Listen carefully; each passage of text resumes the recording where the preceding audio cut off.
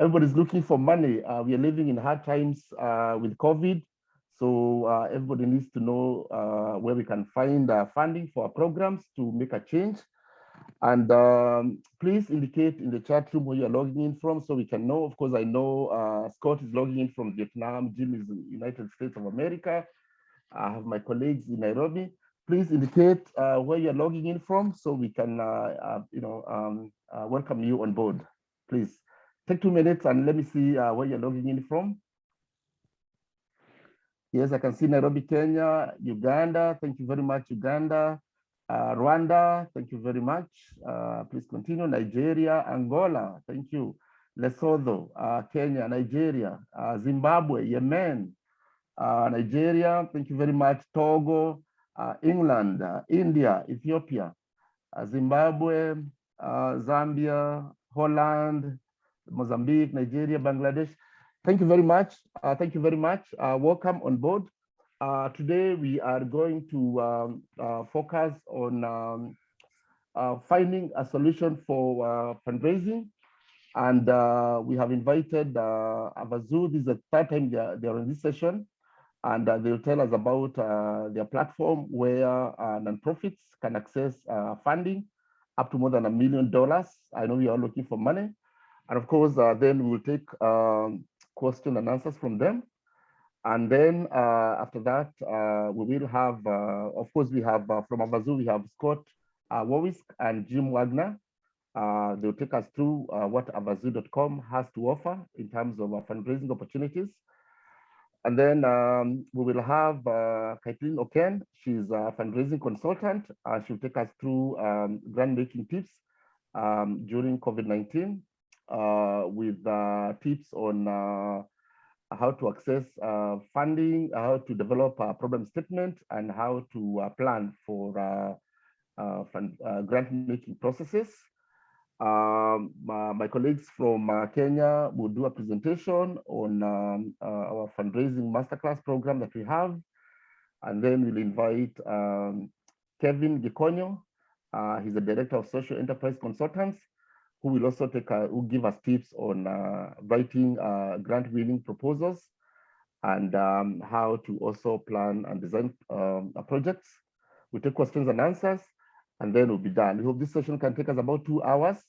And without further ado, I would like to invite Jim and Scott. I think, Scott, you can go first, and then you can invite Jim to give us tips on how we can access raffle tickets from Avazoo.com. Thank you very much, Scott. Okay, so yes, I'm from Avazoo, and this is actually our third time speaking to you guys. And so this week we thought we'd spend more time on actually trying to encourage you to register, because there's no reason not to. It's completely free, and providing your organization would qualify it. And the qualification we have actually lowered quite a bit so that the smaller non-profits and charities should be able to get involved and receive some free tickets, which you can then use to get more funding. So without more ado, I'll hand you over to Jim Wagner, who is the non-profit development officer for Avazoo, and he'll explain everything for you. Okay, over to you, Jim. Thank you, Scott, and thank you, John. Appreciate you bringing us on again. We are, of course, Avazoo, and we are noted because we are the $1 billion raffle, and that is kind of, you know, how does that go in hand with fundraising? Well, we're going to explain that again today, and we're also going to show you what you need to do to sign up. So let me go ahead and share my screen so I can go through my PowerPoint with you here.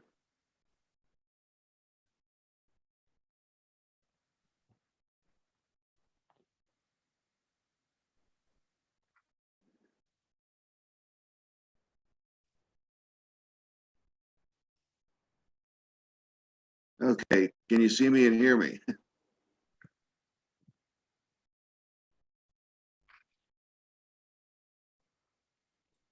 Hello.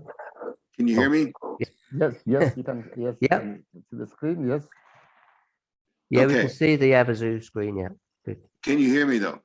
Yep, can hear you as well, Jim. Okay, great. Okay, I'm sorry. I just wanted to make sure you, because I was telling Scott before, I have been having some problems with my computer with audio, so I wanted to make sure that you can hear me.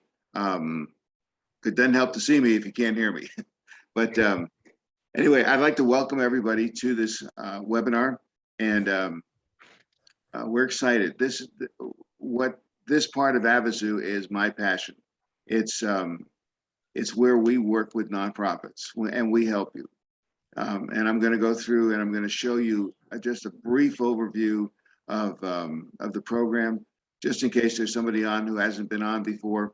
But everything that I have on here is also online. We don't hide anything. We want to make sure that you understand what the program is all about. So you can do your due diligence and check us out. Check us out with the Google and also with our YouTube site. And you can see exactly what I'm telling you is accurate. So let me go ahead and go through this. I'm going to start with an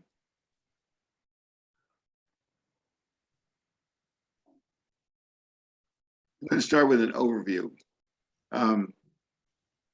Avazoo is like I say, we're the $1 billion raffle, and don't be afraid of that. You'll see on our site that it's for real. We are legal. We are ready to go. We have already started selling tickets to this, although we had to hold back for a technical reason. But we are ready to go. But the main reason we're raising this money is we want to raise $3.5 billion within the next 3 or 4 months for disaster relief and charities worldwide. And those charities worldwide would include everyone who's on this call today, or I would say could include everyone who's on this call today. You do have to qualify in order to be able to be involved with us. But like Scott said, we've actually lowered the qualification, and I'll be explaining that shortly. But don't look at this as a lottery, and don't look at this as gambling.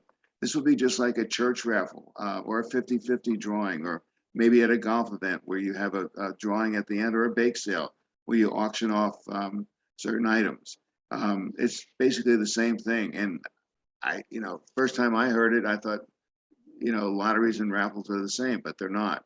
And raffles are very, very much different. And most of us have been involved with raffles. Now, I've never purchased a lottery ticket and don't plan to for a lot of reasons. But so don't be afraid of the raffle. It's a great way to raise money, and you get the excitement of a lottery without the negative aspects of it.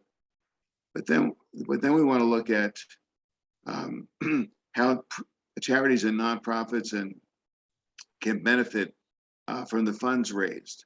And here's how. Number one, we are giving free tickets to charities and nonprofits to use them in your fundraising efforts.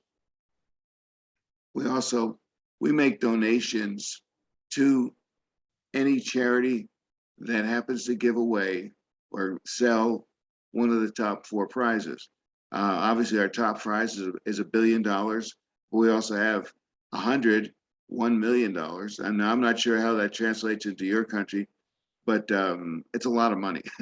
And then third place would be a $500,000, $500,000, and fourth place is $100,000. And there's 700 of those. If you happen to give away any of those, you're going to get rewarded with a donation from Avazoo up to $5 million. And that's if you happen to give away the $1 billion winner. But if it's the $1 million winner, you get $100,000 for your organization. So there's opportunity to get a lot of money here. And there's also a way to, let me back up. People can only get 1 ticket, but they can get free entries. I'll just explain this real briefly. When you get a ticket, it has a number. Let's say it's 1, 2, 3, 4. When free entries, which you are allowed to give, and we work with us with Avazoo, and we'll tell you how many free entries you can give if you have a project that you're working on, and you need some additional volunteers and need some help with it. You can offer free entries, which is actually that same ticket number 1, 2, 3, 4 multiple times. So your ticket could be in the hopper to be drawn thousands of times. Now it doesn't increase or decrease the odds. There's a 1 in 3 chance that every ticket's going to be a winner. But it does, when you have thousands of it in there, it does increase the probability that your ticket's going to be drawn. So also, we have a program called the Round Robin, which any organization that is approved puts into, because we are only going to sell 50 million tickets, but every ticket has to have a sponsor. And the sponsor is someone who's already connected to Avazoo, like Scott and myself, and John, apparently, hopefully as well here shortly. And if you don't have a sponsor, you come in as an orphan, and orphans are placed in a circular pattern, like a wheel, in people who are already part of the program. Now, if you are approved, you automatically get put into that round robin, so that when an orphan drops, you're going to get orphans from all over the world that are going to be coming into your group. And first of all, you're going to get a commission on any ticket that they purchase, 10%.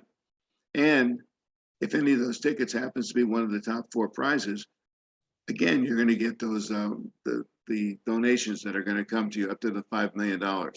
So it's a great way there. Also, we're going to increase exposure to your organization and what you're doing by putting you on our website with a link to your website. So it's going to be great exposure to you. And like Scott said, this is all done at 0 cost. It's not going to cost you anything. I always like to say we are trying to raise money, to make money for you, not take money from you. We are not in it to take for money from you. We want to raise money for you, or help you to raise money through our program. And the only requirement is that you help us spread the word about the raffle. And and so why are we doing this? I'm going to go through this real briefly. We need a little help from you. We need you to spread the word about the raffle. Not every country, not every country can actually sell tickets to the raffle because of the laws in their country. Like the United States, we do not have a license in the United States to sell raffle tickets. We can give them away, we can't sell them. But a lot of countries you can sell them. And if you can sell them, we'd like you to spread the word to those countries. Your international contacts, and you can do it through newsletters, social media posts, any way that you communicate with your mailing us. Also, we want you to put it on your website so people are aware of what's happening. But bottom line is, if you'll do this for us, we want to say thank you for helping us spread the word. And also, we want to help you with your fundraising. So let me show you what the qualifications are, and I'll go through this very briefly. Then we have 5 packages. A and B are for smaller organizations. D and E are for larger. C is the one in the middle. We're looking for C, that's our most popular one, for organizations that have at least $500,000 in annual donations. Countries with they got to be present in between 25 and 50 countries. A lot of social media presence. And for that, we're going to give them 1,500 free tickets, $20 tickets. So that's a value of $30,000 that can be used. We don't want that money back. That's yours to keep. You use that money to auction those tickets off. However you can do it. You can sell them if you're in a country that can sell them, or you just auction them off. And any money that you can raise from that is yours to keep. We do distribute it 20% at a time, so keep that in mind. Now we have learned from these last webinars that there are a number of you that feel like you don't even qualify for package A. So we created another package to help you. It's called our Avazoo Community Nonprofit Program. And this is designed for organizations around the world who may not qualify as a major nonprofit.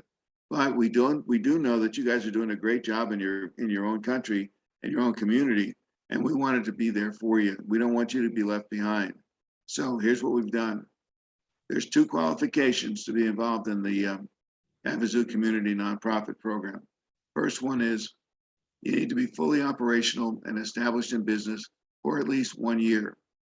But you have to have proof of tax filings if you're just 1 year. But if you've been in business at least 2 years, you don't even need the tax filings. That's that is qualification number one. The second qualification, you must receive annual donations of at least $10,000.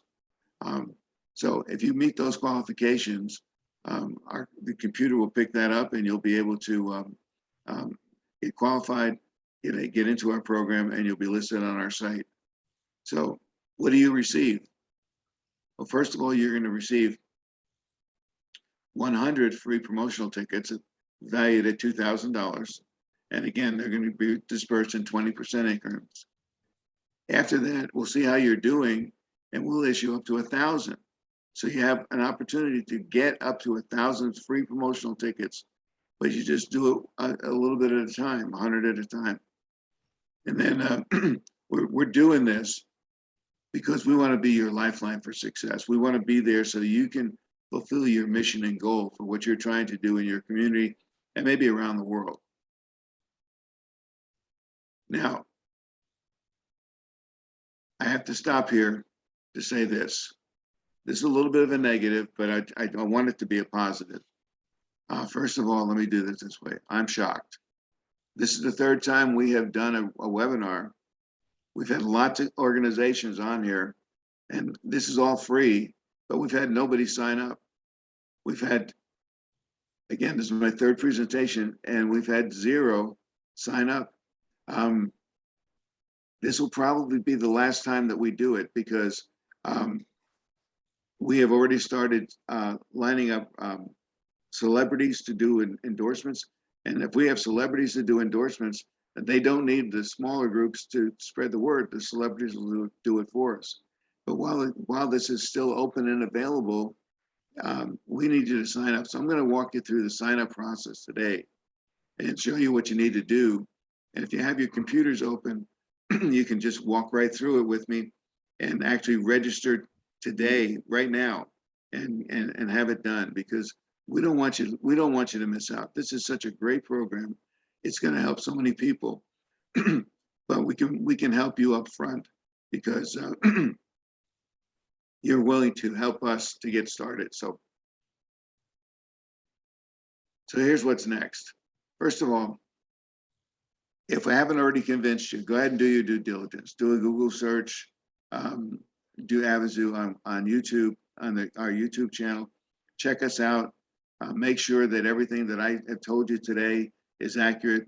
I don't think I've misspoken at any point, but I'm quite sure that you'll find that it is. And then go ahead and the next thing you want to do is go ahead and actually go to this website. Now I'm going to take you here, so everybody take a second, and I'm going to stop for just a second, and I'll bring Scott back in if you need to add anything. But if you're on your computer, go to this website, Avazoo, avazoo.com/nonprofit.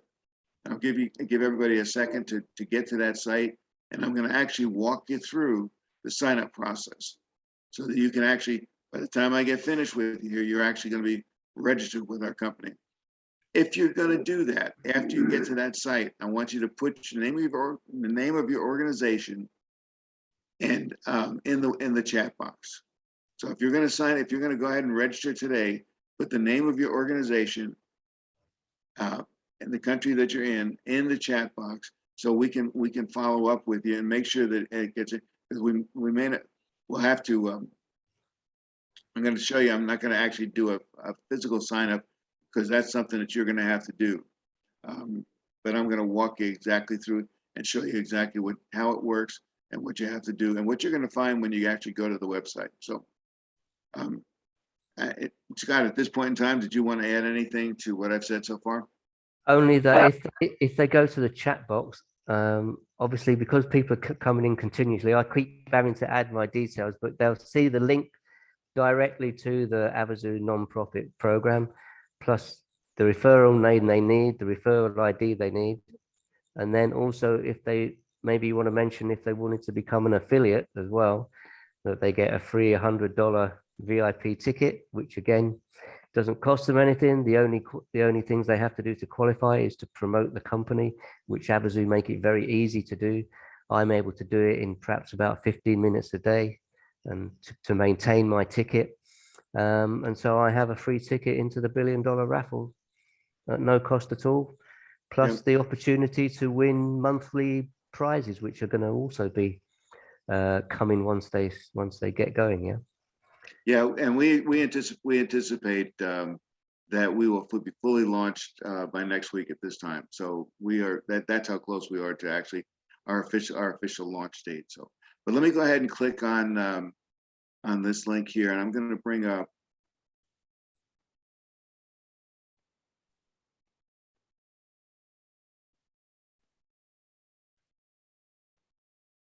It's taking a second to come up here. Just give me a second here.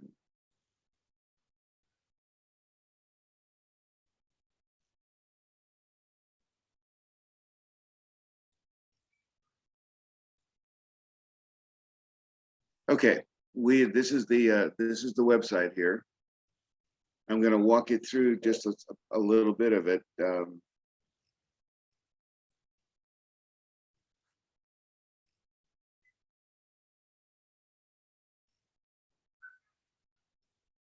It's going to be very slow here. Hang on just a second. And okay, these are the basic reasons right here why people sign up with our organization. They need funding, they need donation, they want recognition, they need more volunteers, resources, they want to help other people, they're anxious for the free raffle tickets, and they want to generate some revenue from the tickets. You've got to be able to qualify. I mean, identify with at least one of those. I would think funding would be the main thing, because that's usually what these webinars are about, how to raise more money. Well, we're going to help you with that in a big way. There's some other things here. You can see how the raffle works. There's a video here. It's about 5 minutes long. I'm not going to show it to you now, but you can see, you can watch it. And then there's other things on here that, but for the sake of time, let's just go ahead and click on this so we can get started with and show you how you sign up. Again, now this is a video that's just a nonprofit program, so you can look at that. But let's when you get to this page, okay, you're going to need several things. Now the referral name.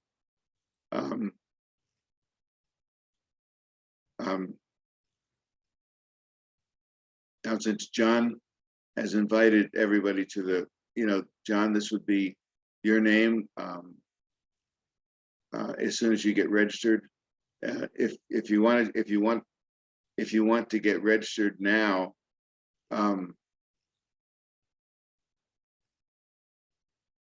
we can go ahead and put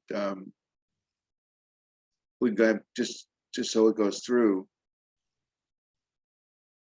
We can put Scott's name in there.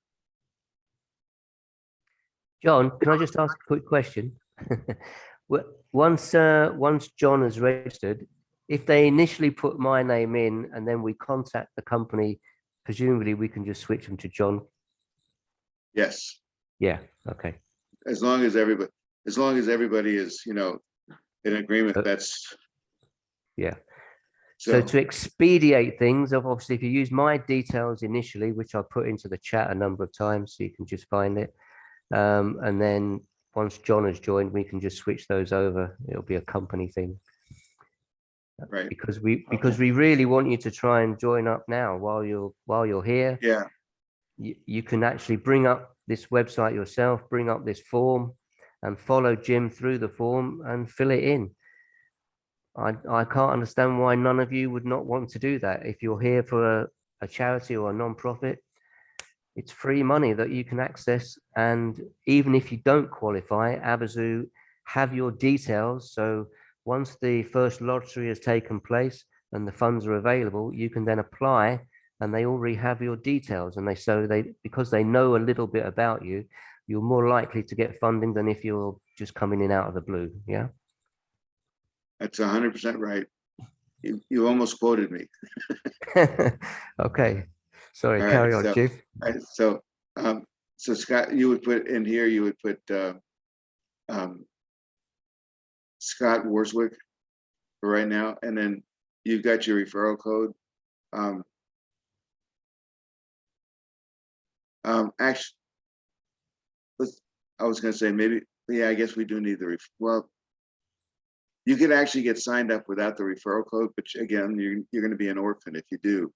But if we know who you are, and we have Scott's name in there, that we could easily switch that. That would be, but it would be much easier if we put Scott's referral code in there. So if you have that, put it in again, Scott, so they can see Yeah, it. it's in the chat now. Yeah, so Okay, all right. So that's the technical part. Now let's get into your organization.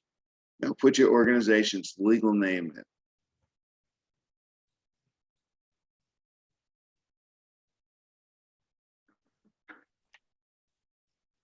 After you do that, then your organization, the phone number for your organization. Also, don't forget to put your country code in there.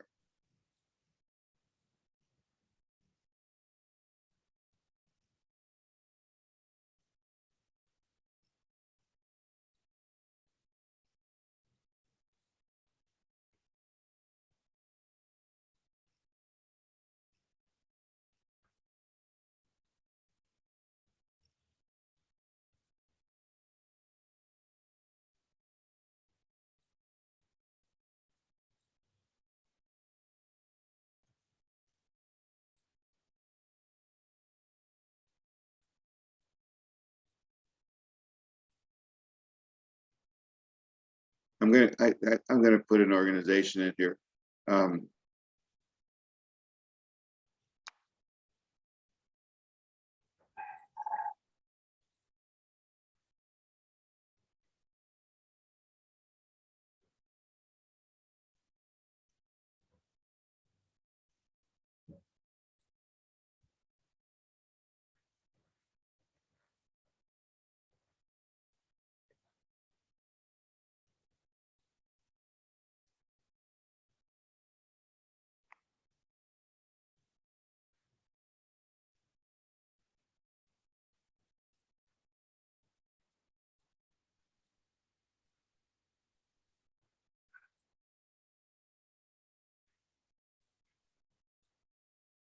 Okay, now you put your organization's legal name, your phone number, your support email, and now here's where you're going to put the organization's main contact name, the person who's going to be responsible for what happens, for collecting for taking the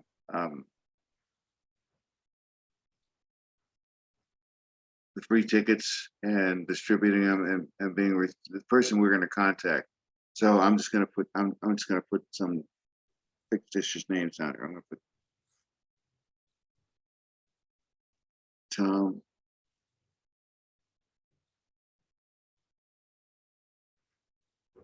Now, I am purposely going to leave a couple things blank. You go ahead and fill it in, and I'll explain why in just a second.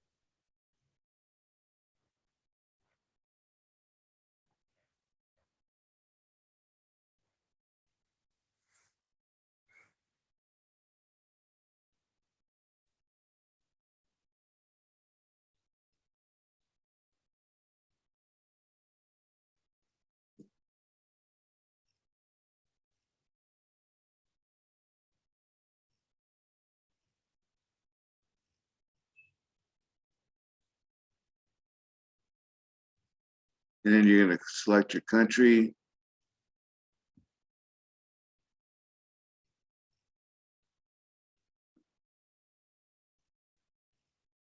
We'll just put Algeria in. All right, now you're going to put in the main focus of your organization.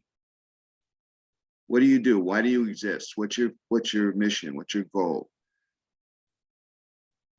Everybody has their own So whatever yours happens to be,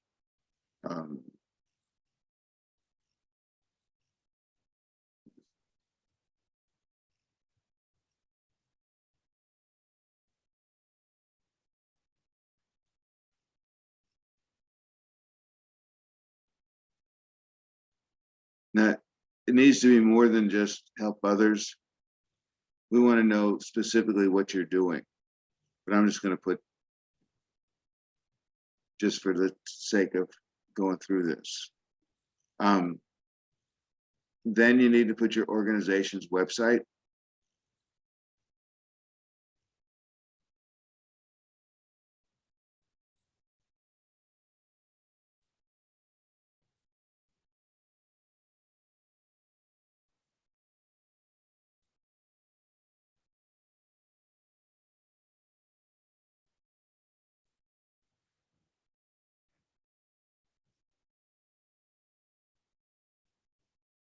And then over here, there's a drop-down bar for the number of chapters or offices you have.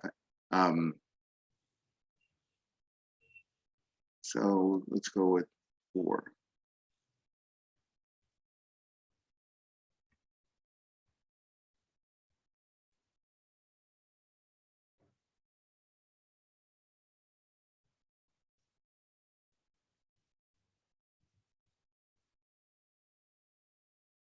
What?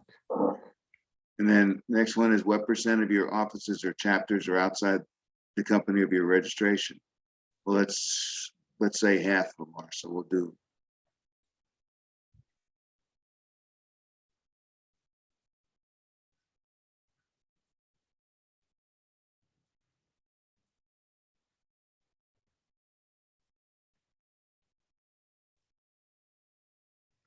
What? What is going on?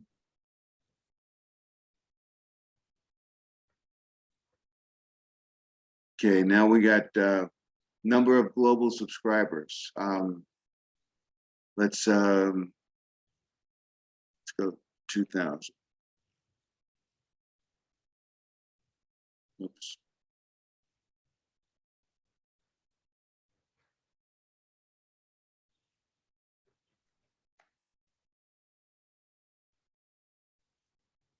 Average number of weekly outbound emails. Stay 4. Annual donations. Say 20,000. Media accounts. Now this is Facebook, Twitter, Twitch, whatever. LinkedIn. Let's do 3.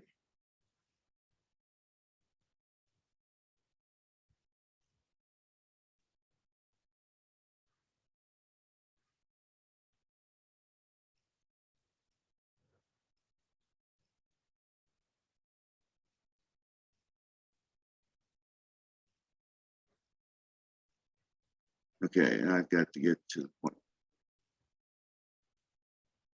And then put John's name in down there at the bottom.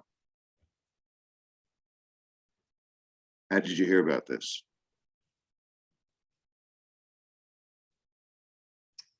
What?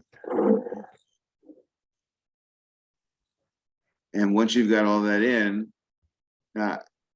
remember I told you I specifically left some things out. I'm going to hit submit here. And it's going to show me, if you scroll up, you're going to see you have to fill in these fields. So it's going to tell you if you forgot something, if you forgot to put something in, it's going to come back and say, hey, you forgot this field is required. You need to put this in. So just make those corrections. And as soon as you make the corrections, then go back and hit submit again. I'm not going to hit submit because this is just a test one, and I don't need to have this going in. But if you've done everything on here, go ahead and submit. Hit submit, and that's it. We will get that, and once our organization gets that, our people will we'll review it. Well, actually, it actually goes through a computer, and we don't want to put anything on our own selves. We put it all on a computer, and if we put it into the computer will say, okay, this organization qualifies for a B package, or this organization qualifies for one of the new program. So again, it's something that once you fill this out, you're good to go. So if you've done that and you haven't put it in the chat box, please do so we can follow up and make sure that the credit goes to the proper place. So okay, so I'm going to stop this here, and I'm almost done.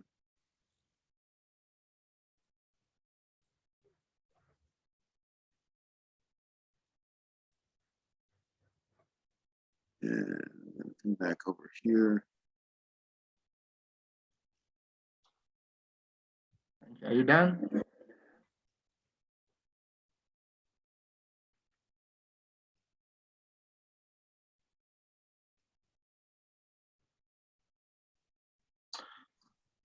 Am I still sharing?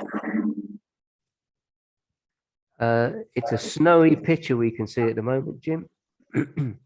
Oh, okay. Let me get back to okay. Thank you, Jim. Thank you, Scott. I think we take the next few minutes to take some questions. You've all heard it. There is money for your organization. So let's take some questions. You need clarifications on how you can access the raffle ticket. So we'll take 5-6 questions. I think we have one hand. Isaac Yusuf, let's go first. Nick, please, let's release Isaac Yusuf to ask his question to Jim or Scott. Thank you. Okay, thank you. Isaac, please continue. Yeah, thank you. I really appreciate this kind of webinar. Currently, I'm in Mogadishu,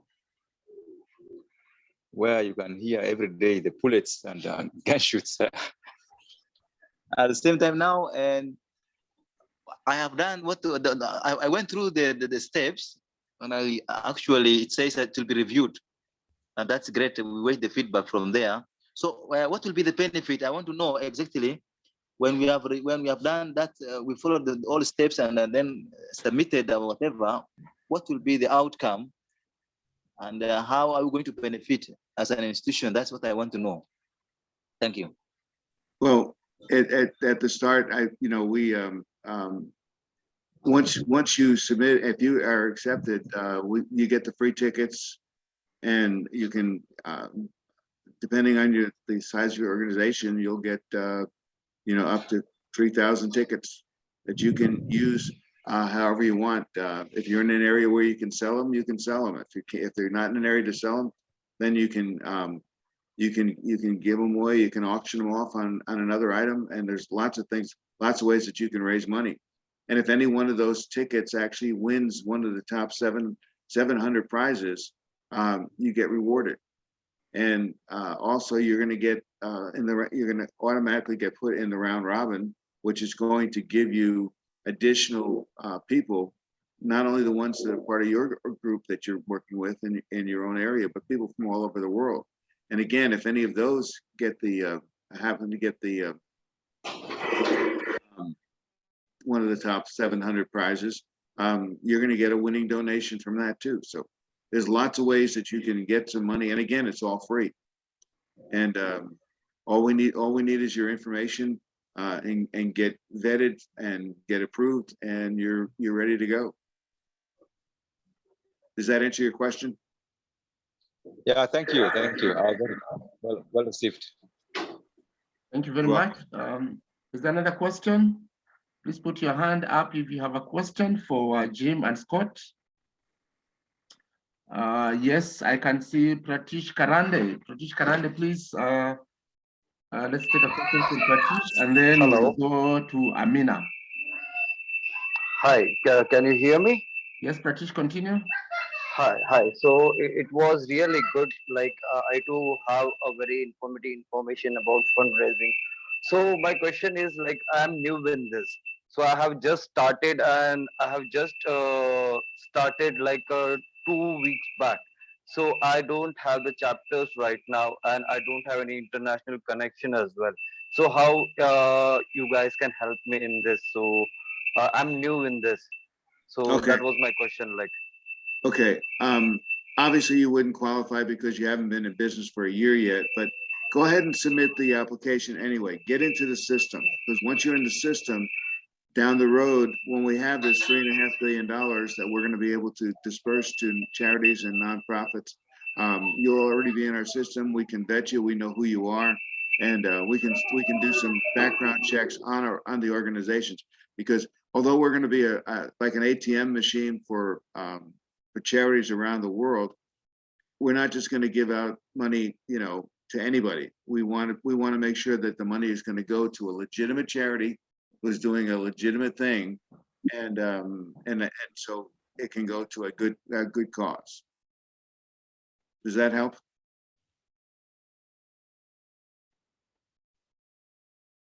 All right, I think we've lost him. Okay. Let's take the next question from Amina. Amina is next, please. Good morning. Thank you Good for morning, the Amina. presentation, and thank you for this webinar. Asking my question is about grassroots, because I'm indigenous from Morocco. I'm Amazigh. I'm working on land issues, and not all the grassroots have a legal status. So some communities are organized as how to say, people organization, and haven't this legal present. But we can use, for example, have a host if we apply for something, for fundraising, for example. We can have a host organization, a legal organization. So for the registration, what can we do? Shall we make registration with the legal or the grassroots? Thank you. A good question, Amina. What you want to do is the lead organization or the head organization. For instance, everybody knows the Red Cross. The Red Cross is a big organization, but it's got many chapters, and they're all different. We don't necessarily need all the individual chapters. We just need to know that your organization is the Red Cross, and where's it located? What's the phone number? Who the contact person is? And then then you can tell us that you have 500 chapters, or however many, maybe 5,000 chapters. But then that's all we need to know. We just need to know what's the main organization and the legal name and so forth, and who we contact at that location. Does that answer your question?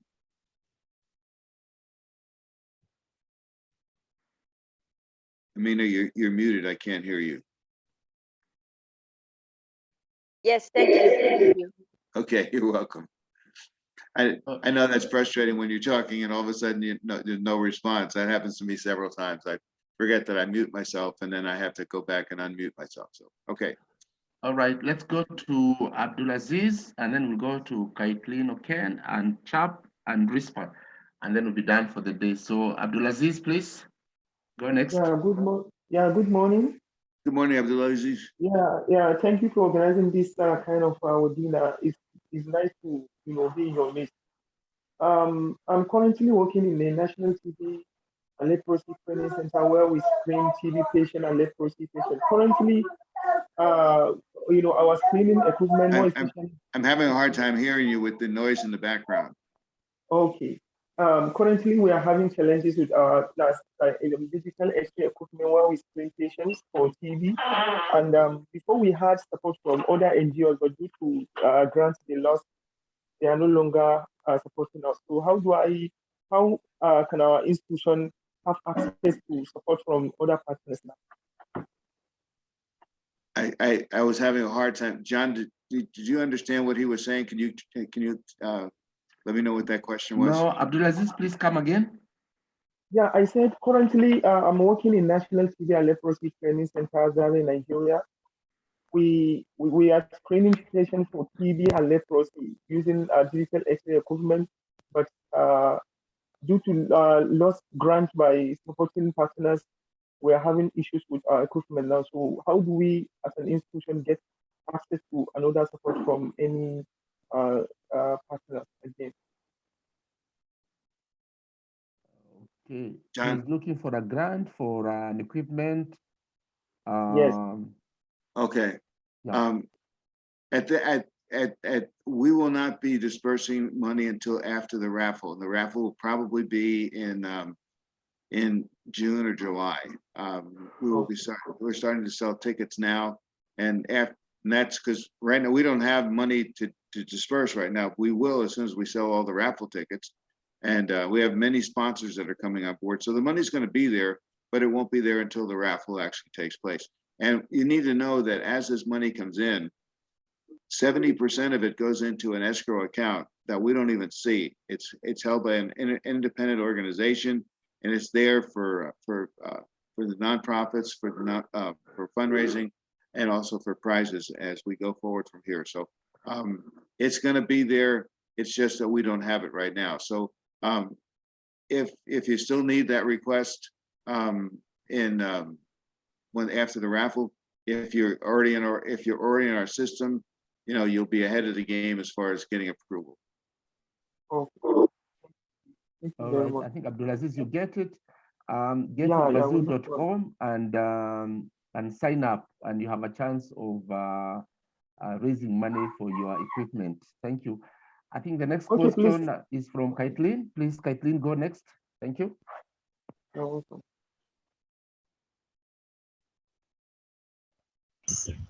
So my question just was, for clarity's sake, when you say donations, does that also include grant funding, or is that just personal individual donations? The donations go to the organizations that give away one of the top tickets. I'm talking about you mentioned the amount you need to have for your organization. $10,000, I think, is what you mentioned. Well, that's maybe I didn't make that clear. What we're looking for, we just want to know how much money that your organization brings in. It has nothing to do with how much money, with whether or not you're going to get that donation, or whether you're not going to get whether or not you're going to get a grant. It just it shows you that you're qualified. So any money that comes in, grants, personalized donations, any money that comes into your organization can be put in that category. Yes. In other words, if you have up to $10,000 coming into your organization, yes, you can put that down, and then or whatever it happens to be. It could be $100,000. We're just using that as a qualifier, and but it does not take away from the award that you'll get if you give away one of the top 700 tickets. That's going to be there, and also it doesn't take away from the opportunity that you'll have later on to ask for additional money if you need money for a project. You just submit a proposal, and it goes to our philanthropy board that reviews it, and will give out the money as they see fit. And again, we're trying to help as many people as we possibly can. Does that answer your question? Thank you, that does answer. Okay. All right. Thank you very much. Good question, Caitlin. Caitlin, for your question. The next question is from Chap. We need to close this chapter. Chap, please go and on and ask your question from Kampala, Uganda. Chap, please. All right. Thank you very much, Jimmy and the co-host. I appreciate your honesty and this opportunity you have given us as a people. I'm called Chap Lorjom. South Sudan is by minority and a refugee right now in Uganda, Kiradogo district. I'm one of the founders of a small organization called Nuer Catholic Youth Coordination in Uganda. This organization was formed in 2018, June. It was basically for how do we coordinate as Catholic youth, and we go to the camps and we tell them the word of peace and we see what to do. Because of lack of funds, and we failed to register the organization in 2018.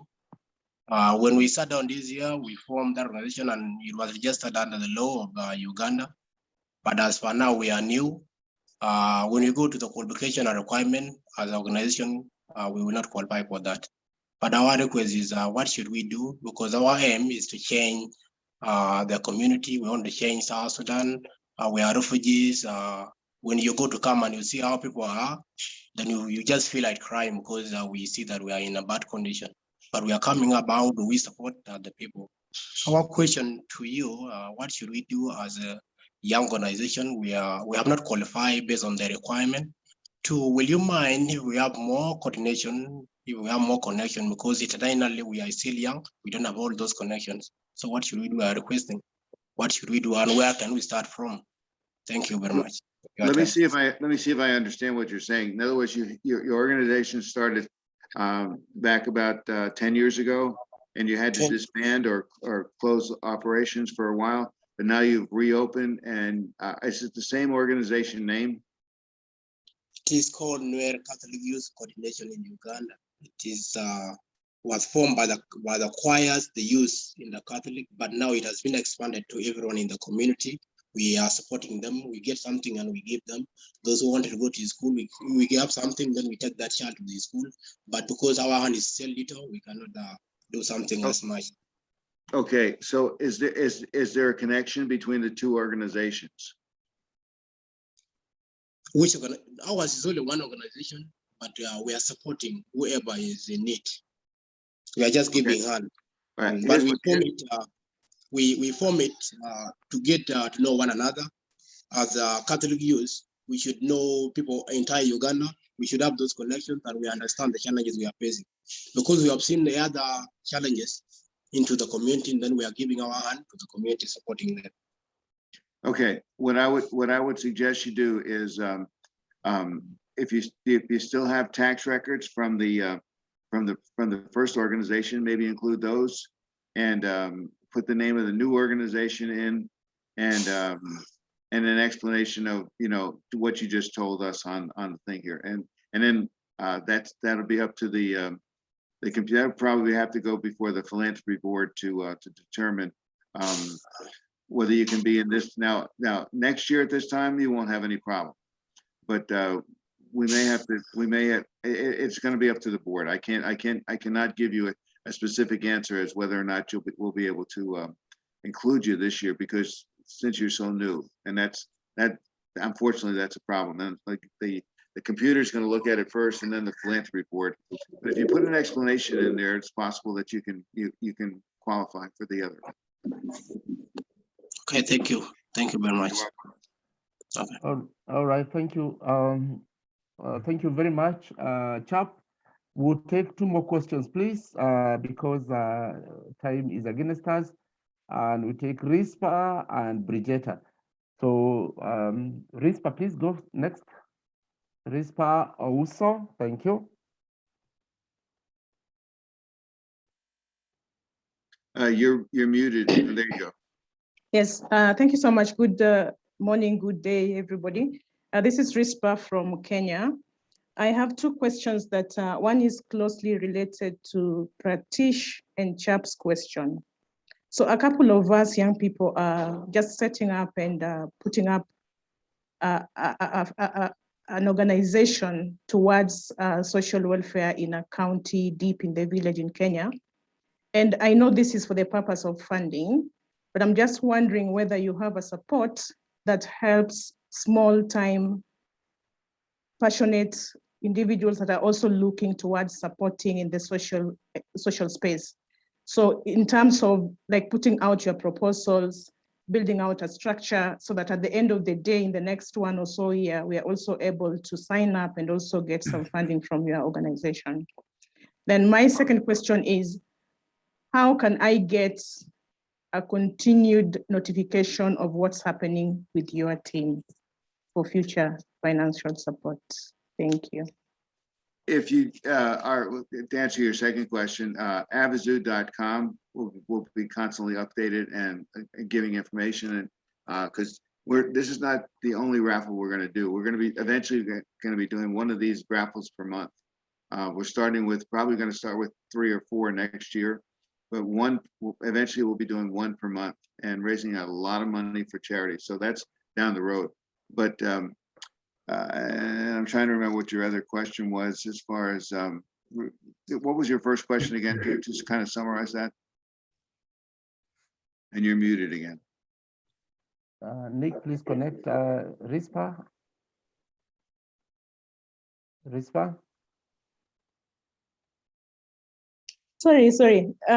Short question was, apart from the financial support through the raffles, do you do other non-financial support, like helping young people set up such kind of social welfare initiatives? That's not our complete purview, because we feel like we would be better off to donate the money to an organization that can actually do what needs to be done, as opposed to us trying to be the handyman for everybody, so to speak. But there are certain things that we have done in the past for some organizations, but that's not what we're really trying to do. We're trying to get money into people's hands, because that's what most people need to get started. Because especially in a disaster, there's a problem. They need money now. They don't need money, from the government 6 months or a year down the road. They need money now so that they can put a roof over their head and begin the process of recovery. And that's what our goal is, to be able to be there for you in those emergency situations. But also when you have particular projects that you're working on, obviously we're there for those. You just have to put in a request for those ones. So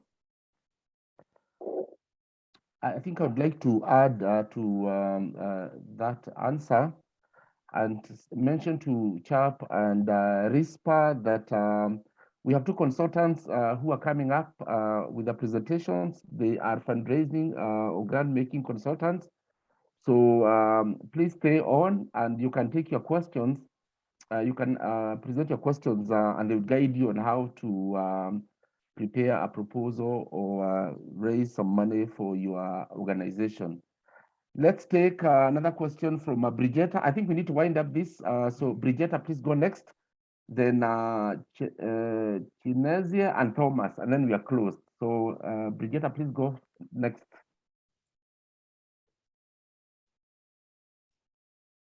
You're muted. Nick, please unmute Chinesia. And before Brigitta comes in, Jim, I have a question in the chat where people are asking if they are for-profit organizations, can they also get a grant? Maybe you can answer that one as Brigitta is coming up. Yeah, grants will be available, but not until the raffle. Okay, after the raffle, when we have the money that's going to be available to be dispersed, because we don't have access to 70% of the money that comes in from ticket sales. So that goes into a separate escrow account that is there for charities and nonprofits, and also for emergency situations, so that we can it'll be there, but it won't be there until after the raffle is done. That has to be taken care of first. But once that raffle is done, and then after that, we're going to be continuing to do raffles. So money's going to be available all the time, or most of the time. But it's going to be it's just going to take a couple months until we get the first raffle completed, and then after that, should be very, very easy to be able to have money on hand to be able to help whoever needs it. Does that answer your question, John? Yes, I believe the people who had asked the questions in the chat have been answered. So I Okay. think the point is to get onto avazoo.com and sign up Yes. and have a chance of accessing the funding. Let's go to, I think we've lost Bridgetta. So 2 more questions and then we wind up. No. Bridgetta? I'm here. Yeah. All right, continue, please. Okay, thank you so much for the opportunity. I'm Bridgetta from Caritas Zimbabwe, Mashingo Diocese, right here in Zimbabwe. My question is, I need some clarity on the Raffle thing. You said if we go to the Avazoo website, we sign in and then we submit our forms, and then Avazoo does its thing, the rating and so on and so on. And then we happen to probably say we sail through and then we get the tickets, right, to sell as our organization. Then let's say on the draw, that's on the raffle draw, most of the tickets that our organization would have sold wins. My question is, who then benefits? Is it the person that would have sold to, or the organization benefits to and the person benefits to? That's my question. Can you repeat that? I didn't quite understand what you were saying there. I just understand who benefits from the money that if they happen to give away one of the top 700. Is that what your question is? Okay, my question is, we would have given the tickets, right, as an organization to sell the raffle tickets. Yes. Then we sell to quite a number of people, probably institutions or companies or whoever buys the tickets, right? Yes. On the draw, let's say the tickets that would have sold then gets to win. I don't know how the raffle draws goes like. Let's say the tickets you would have given to us as an organization as Caritas, the wins. My question is, who then benefits? Is it like the money goes to the organization and the person would just have participated in a charity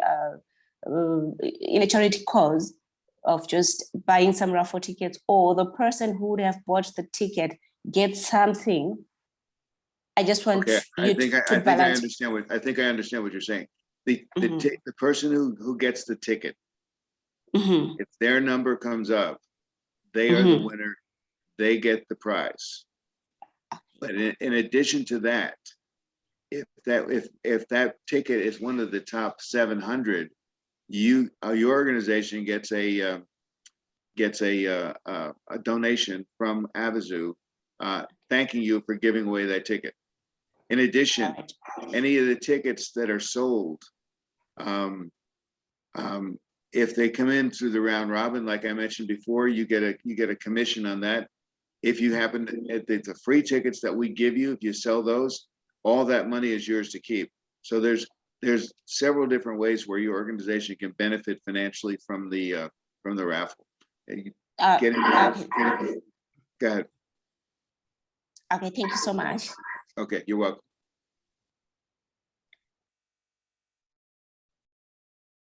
Hello. Thank you very much. We take one more question. Thomas Mayaka. No. Chinezi, and then Thomas Mayaka, and then we are done, please. Chinezi, go next, then Thomas, and then we are done for today.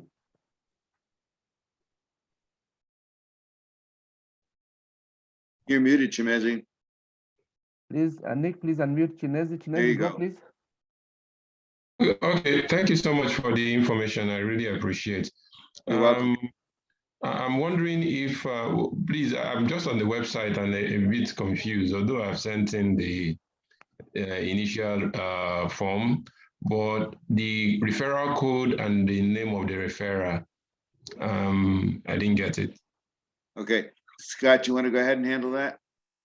Yeah, I'll put it in the chat again now. It's in the chat now. Obviously, people keep putting things in the chat, so it keeps disappearing, but it's in there several times. You just have to look for it. But I've just put it in again.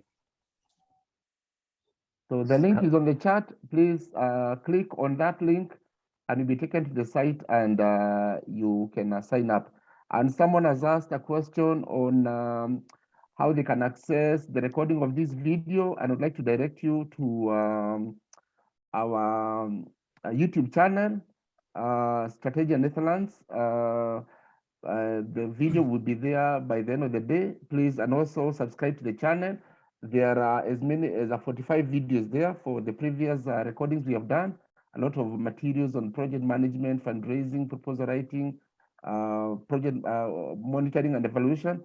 So subscribe so that when we upload the video, you are able to be notified and you can access valuable content, including the previous 2 videos we've done with Avazoo on how you can access your raffle and win $1 million. So let's do the final question. Thomas Mayaka, and that's the final question. And then Jim and Scott would wrap up, and then we move to the next session. Thank you very much. Thomas, please. Thomas, you're muted. Thank you very much. I'm Mayaka Thomas from Zambia. Yeah, my sister was a missionary in Zambia for about 10 years back in the 80s. She was in. Oh, great! Yeah. So when I saw Zambia, that rings a bell. Oh, great! Oh, thanks so much. Under which ministry? She was in. I think she was in Mukingi. Oh, Mukingi. Okay. The girls' school there. Yes, please. Yeah. Okay. Oh. We're running short of time. So what's your question? I just had to get that in there, Thomas. Go ahead and what's your question? Great. My question is, I work with Minister of General Education, and precisely my work involves dealing with children with disabilities. Okay. Yes. So does it mean that when I participate in that, then the proceeds or the benefits will go to the vulnerable children I preside over? Because that is my interest, because most of them are really coming from, very poor families, and they cannot afford what it needs, what it takes for them to survive, even to go to schools, Well, okay. The main thing again here is fill out the application, get into the system, see if you qualify. Even if you don't qualify for even the smallest one, that still puts you in the system, and you can still put in a request for a grant. You'll be in the system, and you'll be recognized, and we'll have already vetted what you're doing there, and hopefully be able to award you a grant and give you some money that can help with your situation. Thank you very much. You're welcome. Thank you. God and bless. the link is in the chat. If you want to sign up, Scott has sent the link on the chat. So please take that opportunity right now. So let's use this opportunity to ask Scott and Jim to wind up, and then we move to the next session. Thank you very much. Did you say wake up or wind up?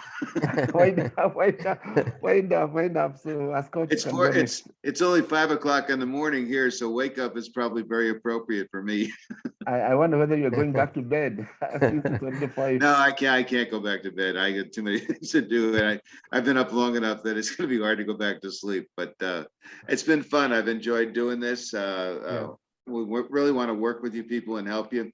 That's our goal. That's why we have been formed. And like I say, we will be launching here within a week or so. And once that happens, this program is not going to be available. So there's an urgency to get involved. So if you have an interest in being with us, make sure you fill out that form. And if you have any questions, you can submit them to, actually Scott's got his information in there, so just submit them to Scott and we'll get them answered for you. All right, thank you very much. I think it's clear. You can see everybody's looking for some money to make some change in their communities. So this is a lifetime opportunity. I think, Scott, you can wind up, then we can go to the next session on how to prepare proposals for fundraising purposes. Yeah, okay, so just the same really. Thank you very much for allowing us to do these webinars, and hopefully we can, get some people on board and help you to raise some funds for your various non-profits and charities. I've also just popped my email into the chat. So if anybody wants to get more information or have a chat with me, just contact me on my email and we can arrange a Skype or a Zoom chat. Okay, thank you very much. Okay, thank you. Bye-bye. I'm gonna have to leave. I've got something else I've got to get done here, but it's been my pleasure to have been involved with you folks, and looking forward to helping you and being involved, and maybe even having some of you come to the event where we actually draw the winners. It's going to be a 6-day event, and we haven't decided where it's going to be yet. A lot depends on where the most tickets are being sold from, and because we'd like, hopefully, the person who wins is going to be close enough that he or she can be available to come and collect that ticket right there. So anyway, thank you for having us, and God bless, and hopefully we'll be able to work together in the future. Thank you very much, Jim and Scott. Have a good morning and good evening. Thank you very much. You. Okay. John. Yes, John, I know you have this recorded. Is it possible you could send me a copy of the recording so we can keep it on file in our group? Yes, we'll send you before the end of the day or the fasting tomorrow. I'll send you a link where you can access it. Okay. Thank you very much. All right. Okay. So thank you. Ladies and gentlemen, we still have another session from our consultant, Caitlin Oken, and she's coming in next, but let's take 2 minutes break, grab some coffee, and then she'll be ready to take up the next session. Nick? Are you interested in building a career in the development and humanitarian sector? Then Strategia Netherlands is the best option for you. We offer training solutions to the United Nations, governments, NGOs and other development organizations worldwide. Make your online application now for Diploma in Monitoring and Evaluation, Diploma in Grants Management, Diploma in Conflict Management, Diploma in Disaster Management, Diploma in Water, Sanitation and Hygiene, and many more. The cost for diploma courses is 800 euros, while postgraduate courses cost 1,200 euros. Visit www.strategianetherlands.nl for more information.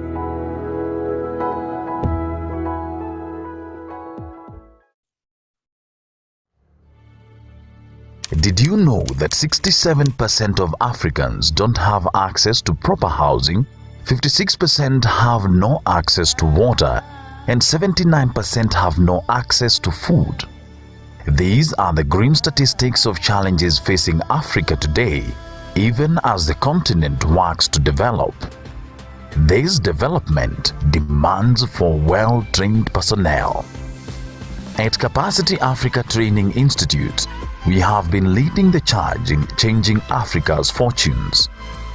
We are the leading development training company in Africa, offering institutional training solutions and online and distance learning in business, development and humanitarian courses. Over the last 10 years, we have trained over 10,000 staff from NGOs, governments and the United Nations in Africa. Our catalog consists of over 200 career-focused online courses to choose from, and registration for diploma and postgraduate courses is now open for the following courses: Postgraduate Diploma in Monitoring and Evaluation, Postgraduate Diploma in Water, Sanitation and Hygiene, Diploma in Community Development, Postgraduate Diploma in Strategic Planning and Management, Postgraduate Diploma in Grants Management, Diploma in Project Management, Diploma in Nutrition and Dietetics, Diploma in Gender and Development, Diploma in Leadership and Management, Diploma in Finance Management for NGOs, and many more. We have also partnered with the European International University to offer an executive MBA. Once you register, You will have access to our team of experienced trainers and specialist consultants who will guide you on your course whenever you need them. The cost for diploma courses is $800 while postgraduate courses cost $1,200. The cost of a one-year MBA course is €1,500. Visit www.capacityafrica.com for more information.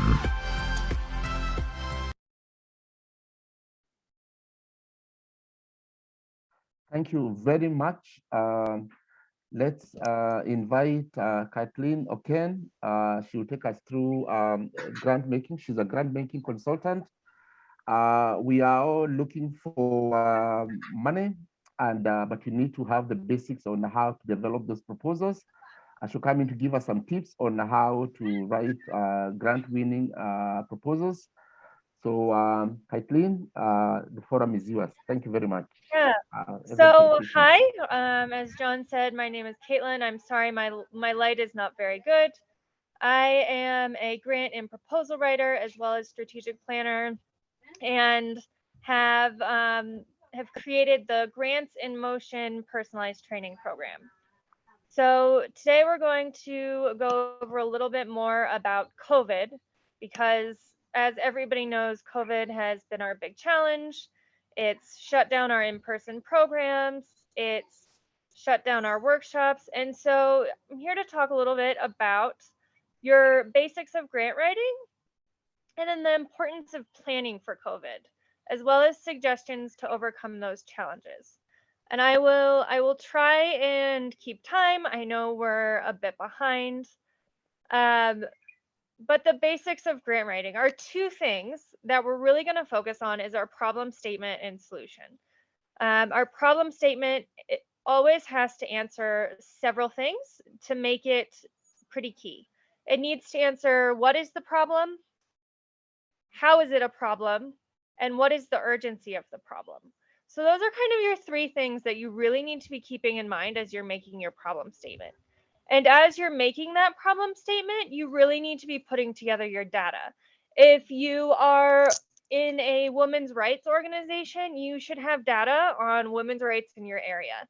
If you're an environmental agency, you need to have data on the environment in your country, in your town, wherever you might be.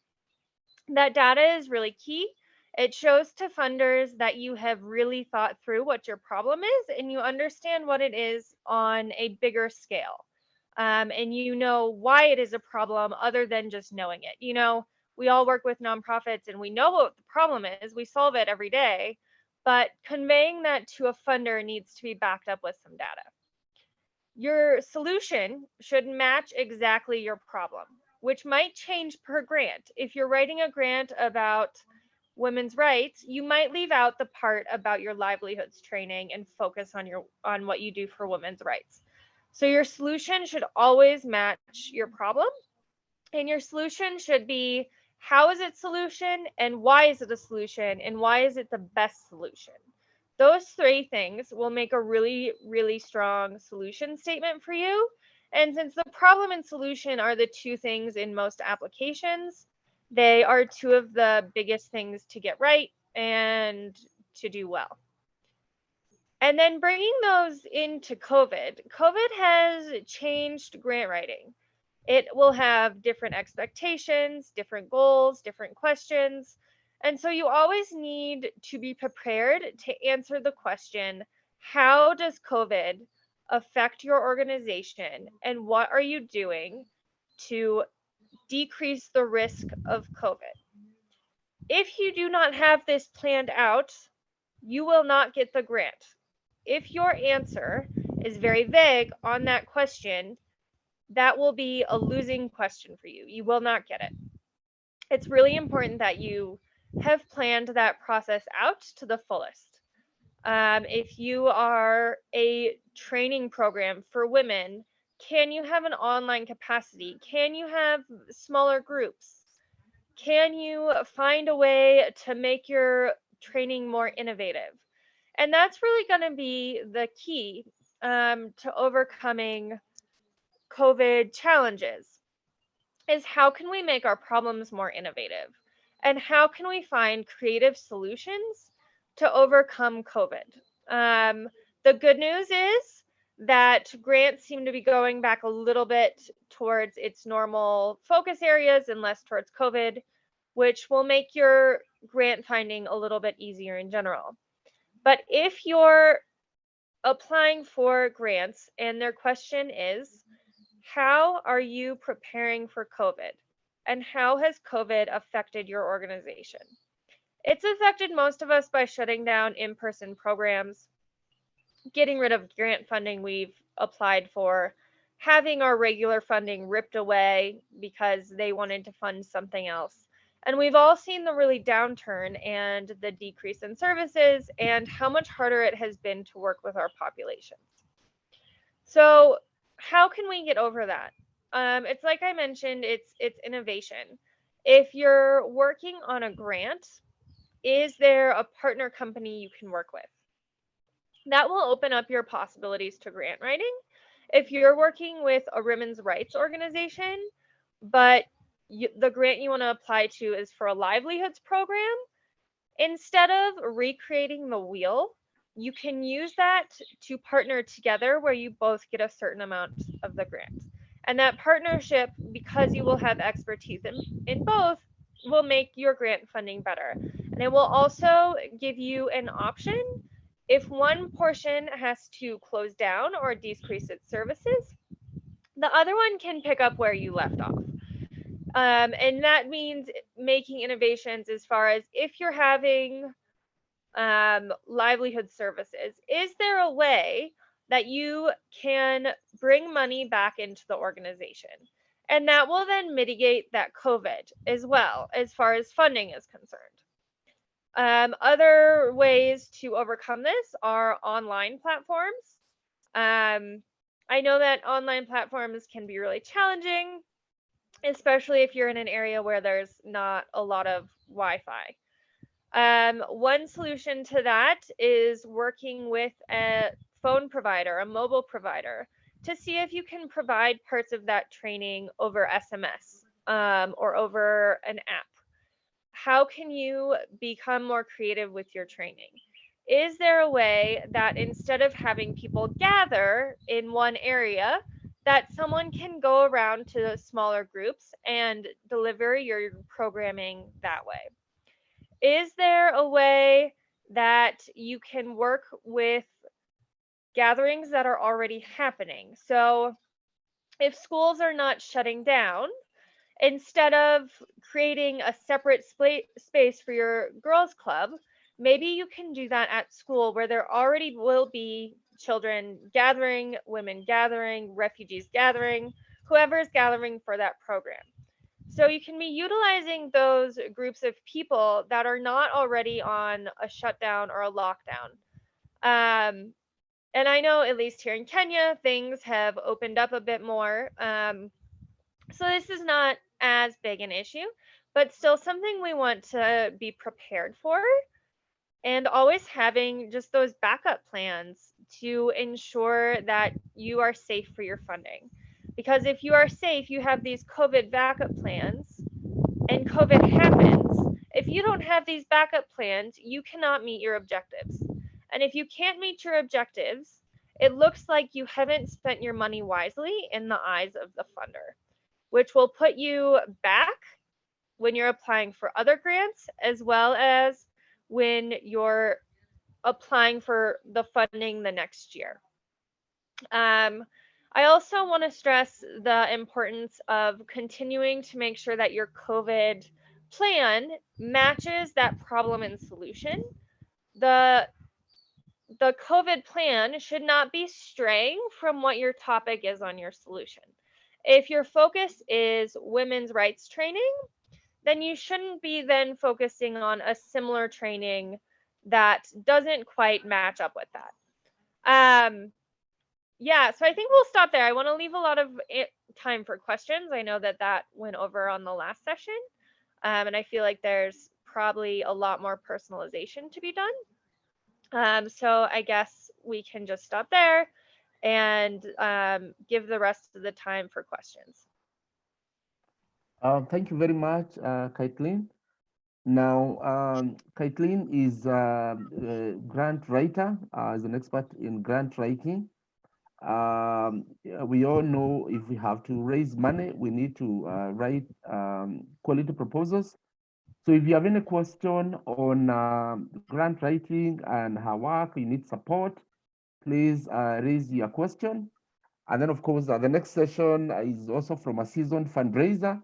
There are two things. You need to know when you need money, you have to come up with quality proposals. And you also need to know where to find the donors and how to convince the donors to give you money. So this is the value we bring in these webinars. So if you have a question to Caitlin, please raise your question and I will take the question and she'll take the questions and answer you so that you get empowered and raise money for your programs and make a change. Thank you.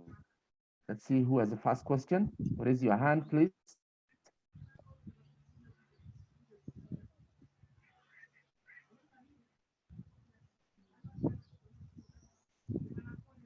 Any question? No questions, really? About grant writing or COVID proposals? Thomas Mayaka. Thomas Mayaka has a question for you. I can see the second question. So Thomas, please go first, ask your question. Thank you very much. Already introduced. I'm from Zambia. Do you have a specific outline or format of the required proposals? And if so, are you going to avail them to us? Yes. So each grant is going to be a little bit different. Most of them are on an online platform. But I am happy to share out a general guideline for how you can write grants. The topics is really problem, solution, objectives, value added, and budget are going to be your main topics. Is that helpful, Thomas?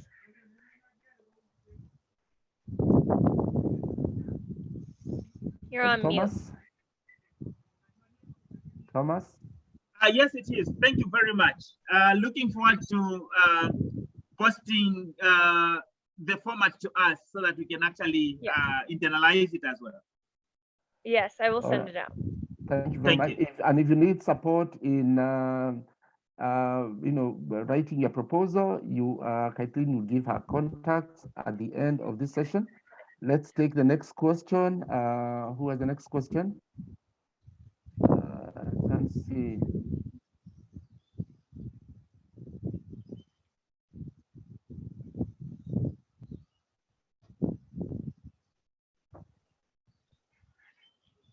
I can't see who has raised the next question. It looks like Rabea was next. Who's that there? I can't see. Rabea. Oh yes, Rabea. Rabea Eva, please go, Rabea. Hello, this is Rabea. I'm working in Action Against Hunger. And actually my question is that when I see your discussion about the fundraising session, then actually I was very interested to participate in it, but I need some information from your side because in Bangladesh, it is actually subcontinent, Indian subcontinent areas. So there is some network problem. And actually we need to have a presentation. If you wish to provide us, it will be very helpful for us to develop our proposal to pursue all of the things which about you are guiding us and sharing us. Thank you so much. That's great. I can definitely share some resources when the emails go out. Thank you very much, Rabea. David Akpan is next, please. David Akpan. Okay, thank you. Okay, thanks, John. Can you hear me? Yes, please. Yes, continue. Okay, so this is David Akpan from Nigeria. So thanks, Keke. I think that's presentation is quite apt. So thanks for the insight. So I have two questions. So if you're writing a proposal as a nascent organization on which has little or no experience, so how does that structure looks like compared to an organization it's actually writing with a huge experience, and knowing the fact that funders count organizational experience as an important aspect of proposal rating? So what advice will you give? The second question there. Oops, sorry. Okay, sorry. So the second question for me is that in writing in writing the proposal rather, sometimes we're tempted as either nascent or growing organization to feel the funder will require cost sharing or something, a strategy for winning proposal. So what advice do you give? Do you think cost sharing is a better bargain or a winning strategy for, organizations, if you have to put that forward? And if that could be, what percentage is advisable?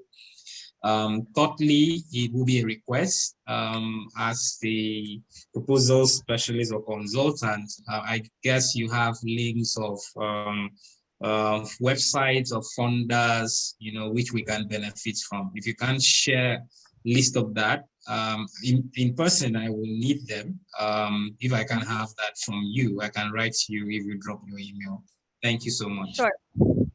To answer your first question, grants are a formula, and knowing the formula will make your life much easier. I will send out some resources for you as well.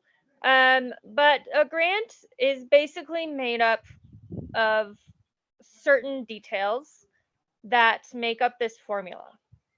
So your formula is made up of your solution. I mentioned those three components. The why is it solution, how is it solution, why is it the best solution? So those are the three questions that funders are actually looking for. That's what they actually want to know. For your problem, they actually want to know what is the problem, why is it a problem, and what is the time urgency, as well as data. Those are what they want to know. And once you are able to answer those things, then you will be able to learn the formula of how grant writing works. And it can be in any format. A question might be specific towards the environment. So then you would want to tailor your problem specifically to the environment. So if your organization, David, what does your organization do?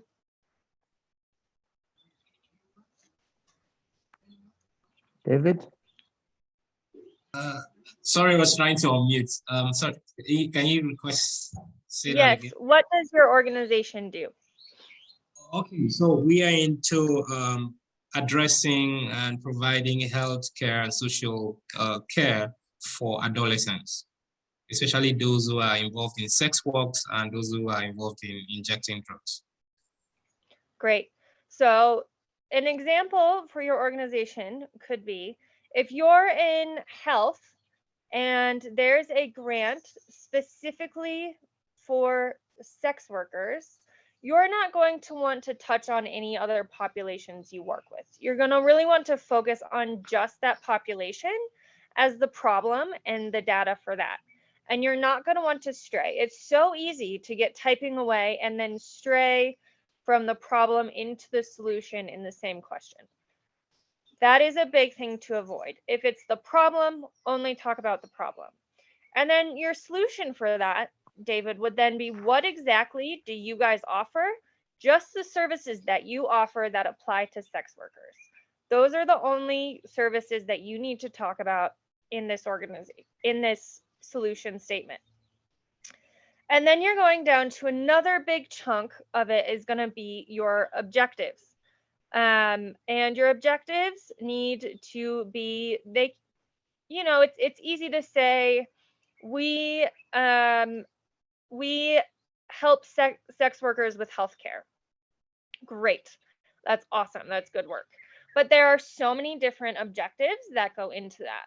How many women are you serving? What services are you serving them with?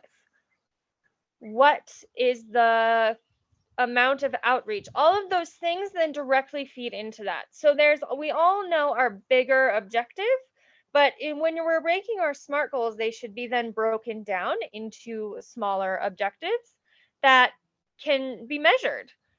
And then where you're going is you've got this whole focus on the sex workers, and then sometimes you get down to that community impact or value added.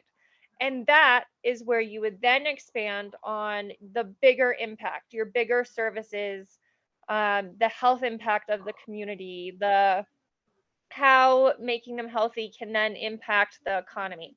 All of that bigger ripple effect would then go into that proposal for you. To answer your second question, cost sharing is the solution only in specific situations.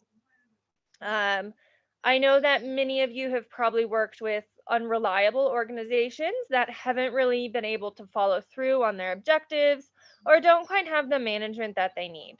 If you're going to get co-funding, it can be great, but be so careful about who you get your funding with.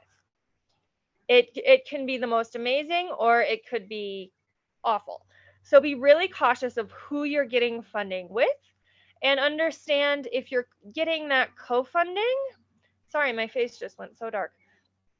If you're getting that co-funding, make sure they are the expert in that field and they are actually providing a service you don't have. Co-funding is great when you're applying for a grant that would require you to recreate the wheel. Other than that, I would kind of stick with funding for your organization, because co-funding can get a bit messy if you don't do your due diligence. Is that helpful? All right. Can we take one more question for Caitlin? And then I'll introduce Kevin, who is a seasoned fundraiser, and he'll be able to take you through a session on project planning. It's a very important stage in grant making and fundraising. So one more question for Kathleen, and then I'll give a chance to do closing remarks. Thank you.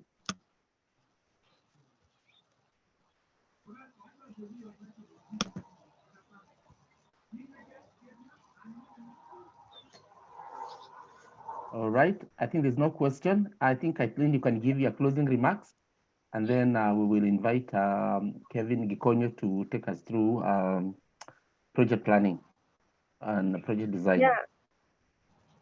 Thank you guys for having me. As I mentioned, a bunch of you have asked for resources, and I'm sharing my email in the chat, and I will send those resources out to you guys when John sends the email. Oh, there's Arnold Otieno, please, Kathleen. Arnold, please go, and then we close. Arnold has a question.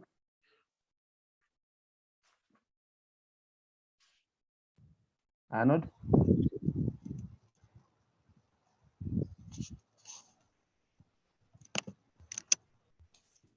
Nick, please release Arnold Otieno.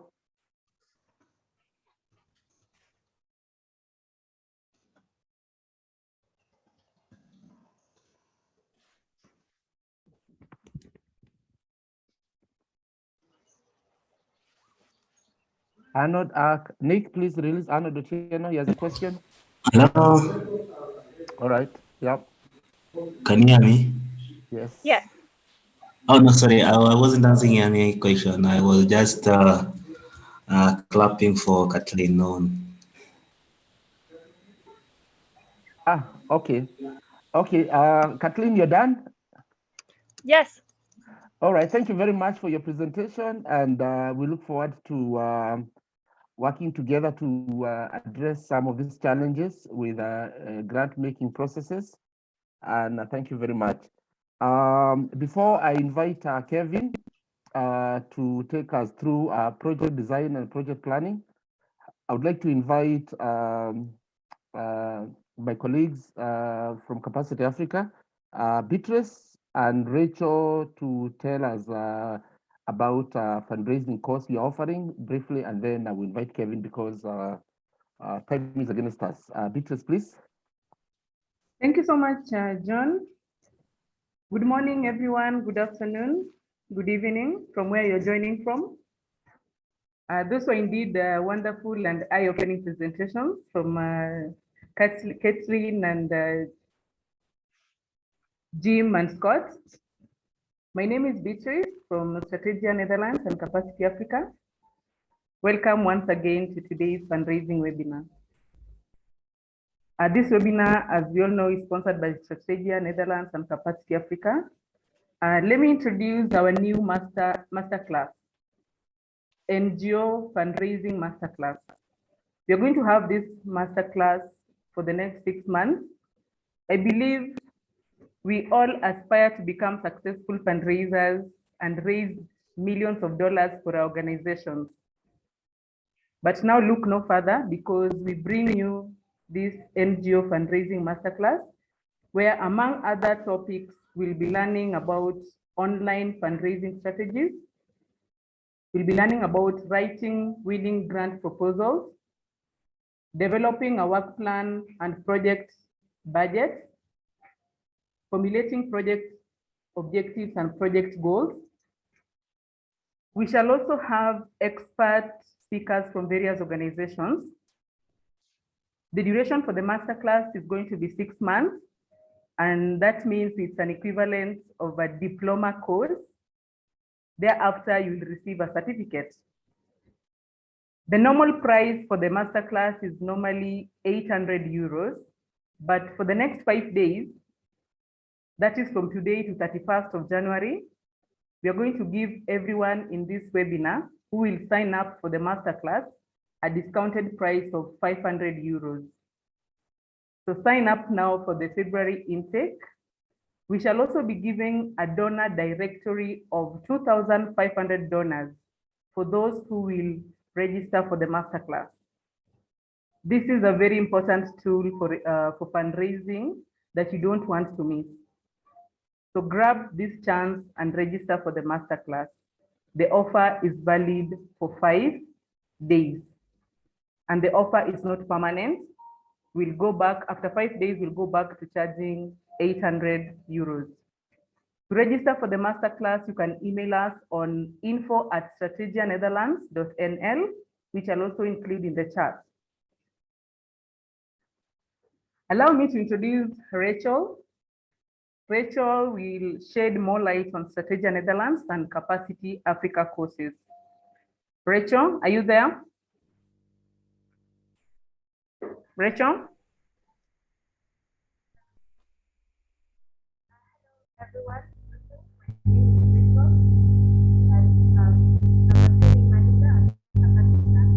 Rachel, we can't hear you.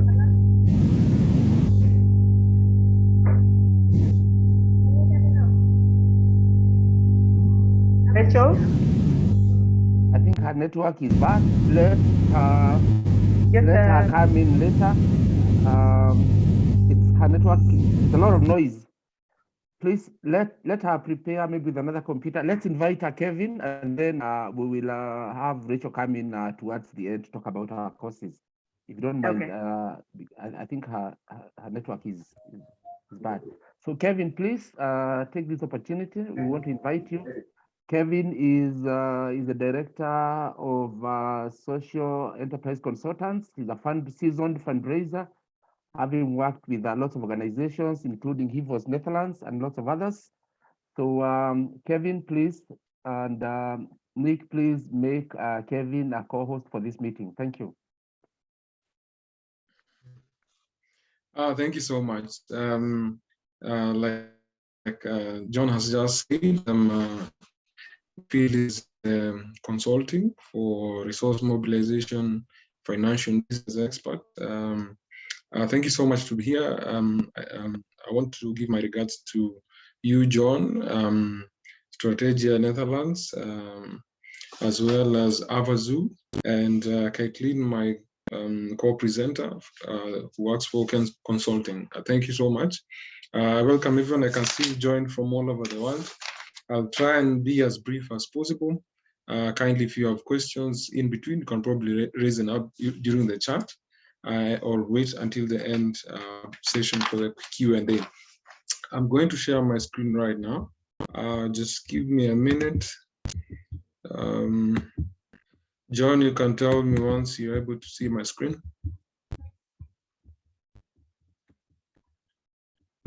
We got it, yes. You can see my screen? Yes, yes. Good, okay, awesome. Okay, address about project planning. So what is project planning? The typical work, a resource list, work breakdown, structure, a project schedule, and a risk plan. The scope includes the business need, the problem, the project objectives, deliverables, key milestones.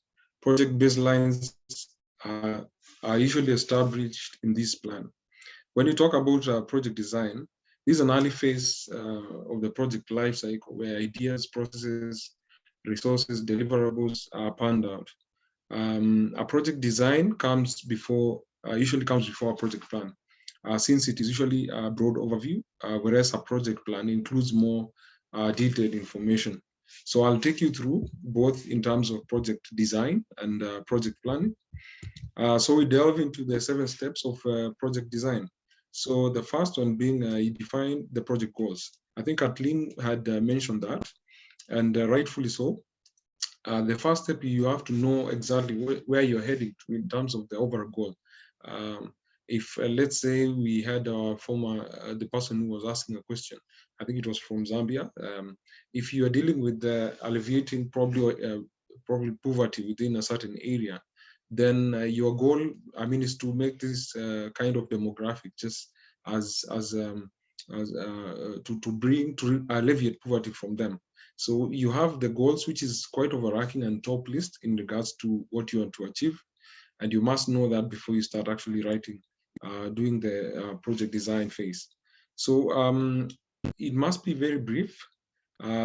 So to start, consider the needs of the project and stakeholders. Exactly. So stakeholders, let's say you're dealing with a slum dwelling or slum setup, you're talking about stakeholders who are actually people who are going to feed into what you're going to design.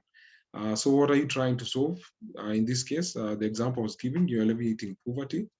So then you, once you've outlined your basic goal of the project, determine more concrete objectives in detail thereafter. So they must be SMART, which means specific, measurable, achievable, realistic, and time-bound.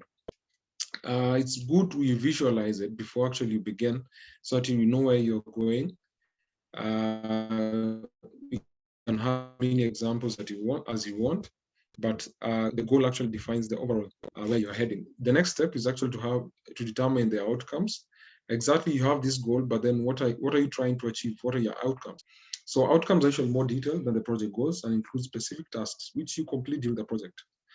For example, imagine you're working on a project to add a new landing page to your website.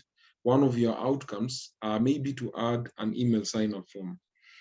Document the outcomes and more and the deliverables needed alongside the project goals. It's a good idea to reference popular project management methodologies to decide which one fits your project most. So for complex and probably big projects, you use the agile methodology, which basically breaks large tasks into small short sprints, achievable items that can be delivered. If probably for more traditional projects, we use waterfall methodology, which provides a thorough step-by-step approach. So the third one, within your project design, you must identify the risks and the constraints. Once you've identified the outcomes, consider your project risk and constraints. Evaluate the aspects of your project that could lead to risk, wasted resources, a very acute downtime session. So how do you identify your risks? First of all, you must you come up with a risk register or a matrix that can be able to identify the risks that are there. You internalize the internal risks and the external risks. So each of them you must be able to qualify in a very manner, and you run through kind of a demo, or you run through, like, if I start this project, what exactly am I bound to face? Let's say now probably we're dealing with the COVID-19 situation, and you have a project that you're supposed to bring in a workshop where you're inviting people from all over. Then what are your risks? There's a health risk. There are probably areas where we, like here in Kenya, with some time back, we had certain areas which were cordoned. You cannot move in between counties. So those risks are there, and they should be able to evaluate either through a register or through a matrix.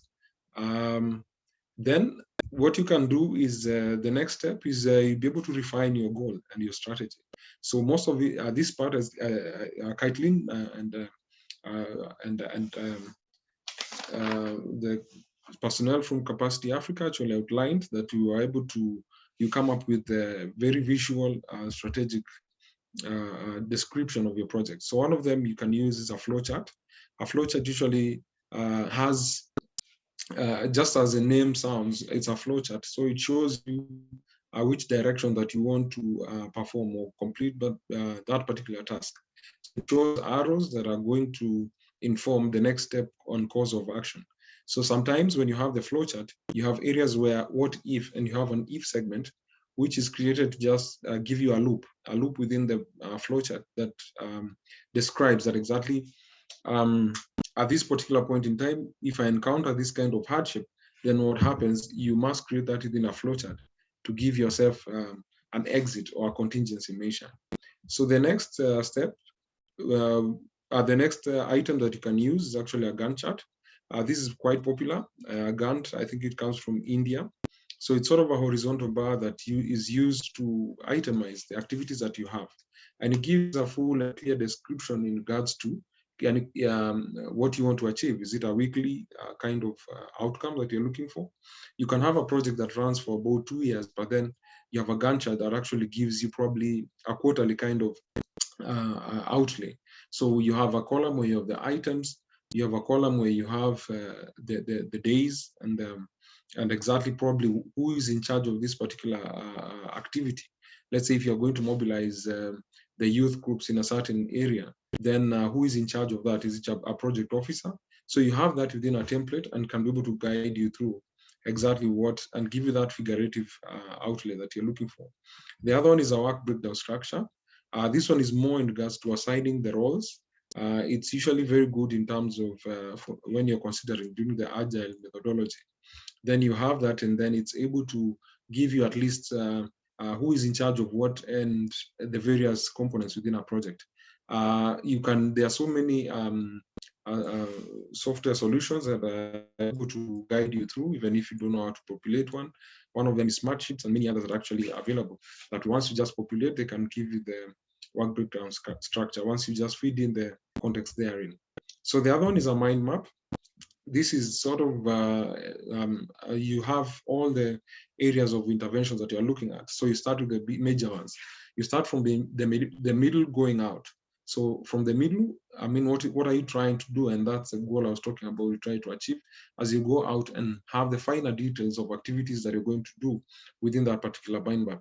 So the main intention of this thing is just to give you quite a graphical overview for you to understand at a glance exactly what you're looking at. You can put it in your whiteboard in your office, so that by the time somebody just comes in, they know what exactly they're supposed to do. The other one is a part chart, which can actually guide you through and gives you in a snippet at a glance exactly what you want to achieve. So you can have a part chart which can form part of your figurative kind of explanation of your project. When you're refining your strategy, so you use each visual tool differs slightly depending on the kind of project that you have. So if it's a big project, you have various ways of looking at it. If it's a small project, then probably you need a part chart, which is a bit condensed and a bit simple to understand. So we're looking at the other component is you estimate your budget, and I think Kathleen also alluded to this. So what you do is that you must have a budget within your project design phase, so where you're able to just come up and say, I want to achieve, I want to probably mobilize 500 women to be able to be entrepreneur, to get into an entrepreneur or craft making kind of entity, and you want to fund that, and how are you going to do that? So there's the aspect of communication, mobilizing. There's the aspect of engaging with the community-based organization leaders, even just signing them up. Those are various components you must look into, and going to finer details in regards to the budget. It's good when you have the budget within your project design phase, and then you must also establish a contingency plan, which again, as we were looking at the bigger picture, what are your, when you look at the SWOT analysis, it actually gives out a clear description of exactly what your weaknesses are, your threats, and when you're looking at your threats and weaknesses, then what are your alternatives, what your plan B in case you have this kind of risks that are facing your project. So example now, like for the COVID-19 period, probably have you can make do with a virtual session where you conglomerate everyone within a virtual session, and you're able to avoid probably the risk of interacting and having a health hazards affecting the participants or the people actually attending your session. So after that, the step is actually document your milestones, because at the end of it all, you want to achieve something. So you must know exactly, if I want to alleviate probably like 500 women out of poverty, then exactly within your milestones and at what point you say you have achieved. For example, you're dealing with 500 women, and then you say 70%, if I am able to alleviate 70% of the women out of poverty, then I'll have achieved, and that will form part of your milestone. We go to project planning. So project planning has three components: the scope, the budget, and the timeline. When you're talking about the scope, you're determining what a project team will and will not do. It takes the team vision and the vision carriers and the stakeholders, and of course, what are you looking in which area, and what is the size of your intervention? What are you trying to achieve? Is it within Africa? Is it within Asia? Is it probably within a small demographic of your locality? Then the budget, the one we've just spoke about. So then you have to internalize the budget from top line basis and also into details. And a budget does not necessarily mean that you must know the exact cost. It must be pragmatic as possible, but you have a window where, in case even at time T you're not able to meet certain, you've exceeded certain elements that you've quoted probably at $100 and you end up spending probably $150, then you can have that leeway and say, yes, this is the budget I made, but there's a contingent, there's a miscellaneous kind of overflow from what I had budgeted. Then it must be have a timeline. If you want to take in a project and probably make a positive outcome within a community within 2 years, then again, that gives you a plus. Because how to create now the project, you must define the stakeholders, which now includes anyone with interest in the project. You must define roles for each and every particular person who's going to do the intervention. You must introduce the stakeholders. In most cases, you have the inception meetings that you meet the stakeholders, just to understand everyone's role within the whole plan of actualizing a project. Then for each, you must be able to set goals. What do you want to achieve? You prioritize tasks, because if you are going to have an intervention for 2 years, then probably my short-term goal in the first quarter, I'm supposed to achieve, probably able to mobilize groups, I'm able to help CBO set up probably 10 of them. Then you cluster them in regards to priority.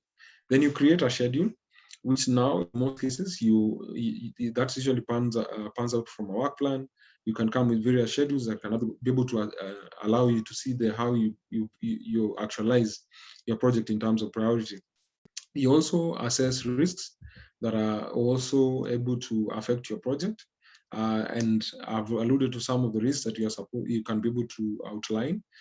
Then within your plan, you must be able to communicate and share with stakeholders and providing communications updates in the format and probably the frequency that the stakeholders expect.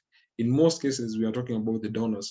Some donors would want narrative reportings that are weekly, bi-weekly. Some would want monthly, and some would want on a real-time basis. When you are actually implementing a project, you actually mention, let's say you have put in electricity or solar power in a particular house. Some donors want to see real-time kind of information in regards to that particular kind of intervention. When you have a plan, you must be able to reassess. You step back and be able to see exactly, am I missing the mark?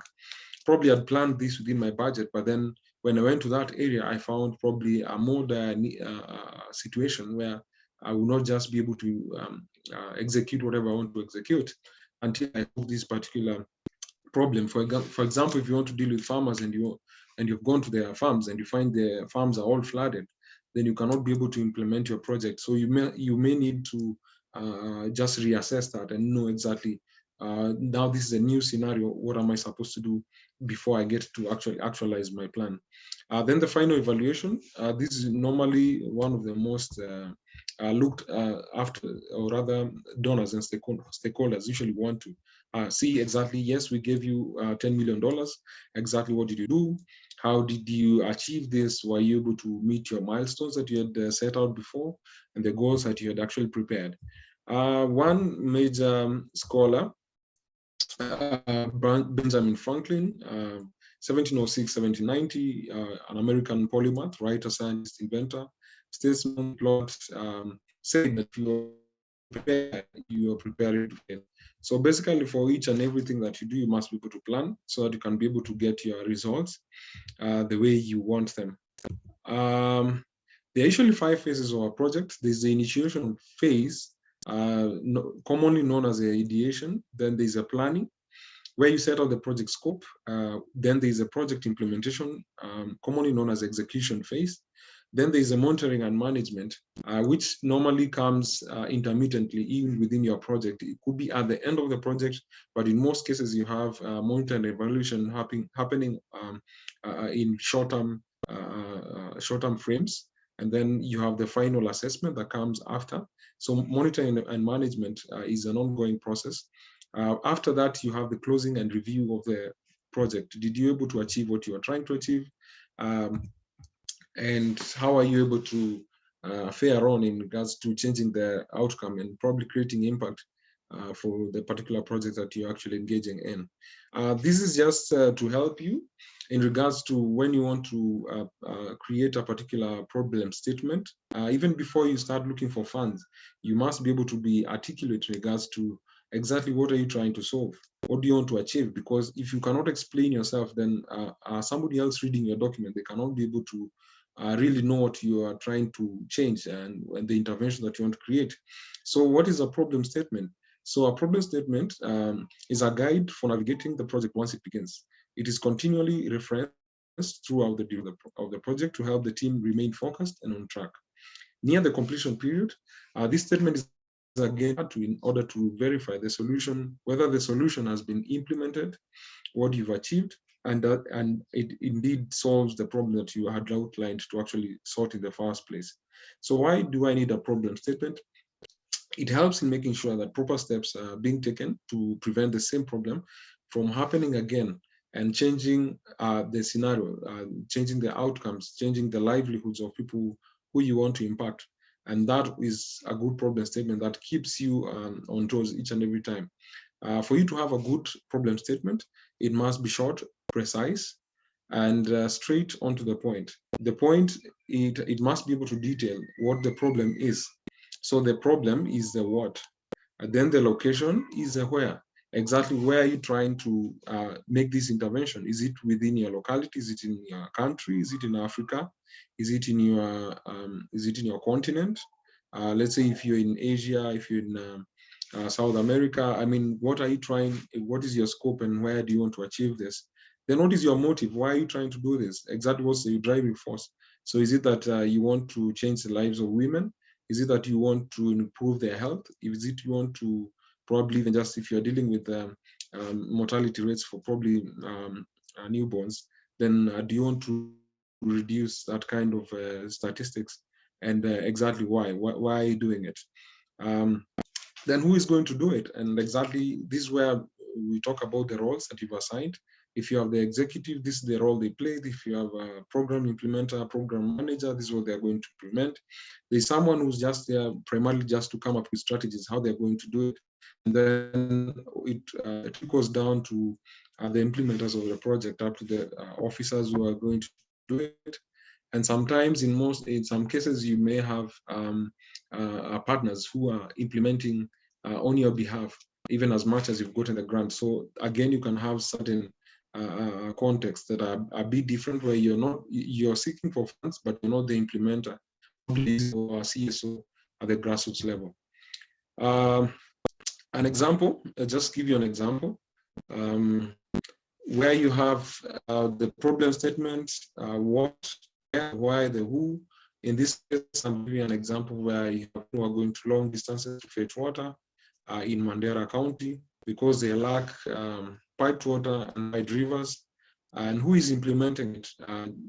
This is just an example, is NGO, the implementers, the local CBOs who are there, the county government, who is the facilitator. In this case, where you are assigning roles, who is doing it. So an example in this one is that you have a problem statement. Women go long distances to fetch water in Mandera County in Kenya due to lack of piped water and dryness in the area. The is seeking to alleviate their sufferings by digging boreholes, water pans, piping water to homesteads using local CBOs for workmanship and resource from the county government for the next 2 years. So that is a complete problem statement. It will differ, of course, from whichever demographic you are in. It will differ depending on the context that you want to achieve. And again, that's what informs exactly what a good problem statement is. It can speak to exactly what you want to do. That is the end of my presentation. It is a session for question and answer. You can flow them up to me. John, back to you. Thank you. All right, thank you very much, Kevin. Beatrice, I think you can take over. Okay. Rachel was supposed to present. Beatrice, please. Yes, thank you. Thank you so much, Kevin. That was a wonderful presentation. Just before the Q&A, the questions and answers, I'll request Rachel to come in. Rachel, are you there? Hello, everyone. I hope I'm clear. My name is Rachel. I'm a training manager at Capacity Africa, and I'll just be giving you an overview about Capacity Africa and Strategia Netherlands. Thank you for joining us today. It is our pleasure to have you join our webinar today. So Capacity Africa is a leading development and humanitarian training provider in Africa. We achieve this through developing and implementing high quality consultancy projects, delivering innovative capacity building solutions for UN agencies, government, NGOs, and private individuals. We offer different kinds of courses, from business courses, development courses, humanitarian courses, and we offer this the certificate level for $500 for 3 months, diploma courses for $800 for 6 months, postgraduate diploma courses for 12 months for $1,200. For the courses we offer, we have monitoring and evaluation, public health, food security, disaster management, conflict management, water sanitation and hygiene. For more information about the courses we offer, please visit our website on www.capacityafrica.com and www.strategianetherlands.eu. We are going to share those links on the chat so that you can be able to visit and see the different kind of courses we offer and be able to apply in case you're interested. For Strategia Netherlands, We have been in existence for the past 10 years in over 15 different countries worldwide. We have over 1,480 satisfied students, that is alumni, who have completed over 300 courses. We have the certificates level for 400 euros for 3 months. We have the diploma level at 800 euros for 6 months, and the postgraduate diploma, 1,200 euros for 12 months. Our intakes currently are, for the February intake is first of every month. So we have a special offer of 20% discount for participants attending today's webinar. And the offer runs for a period of 1 week. And I will also share on the links to the email address for Capacity Africa, which is info@capacityafrica.com. And for Strategia Netherlands is info@strategianetherlands.eu.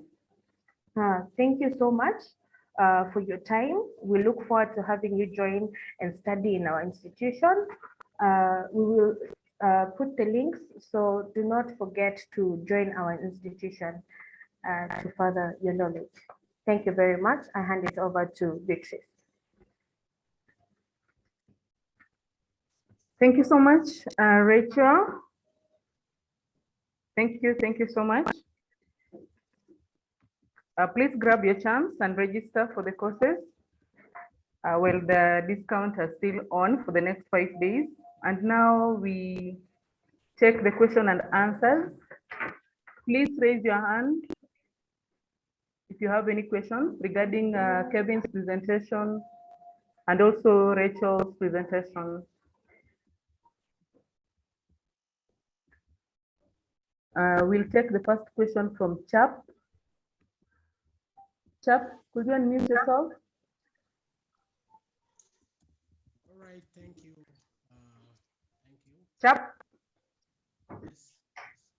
Nikron. Are you getting me? Yes, Chap, you can ask your question. All right, thank you. My question is... Chap from Kampala, Uganda. Yes, are you getting me? Hello? Yes, Chap. Yes, are you getting me? Kindly a bit louder, please. I'm talking, but I think you're not getting me. Yes, a bit louder. We can't get you clearly. All right. Maybe it is because of network, but I'm trying, but I don't know. Then maybe you're getting me now. Hello, Chap. Maybe you can text your question on the chat section.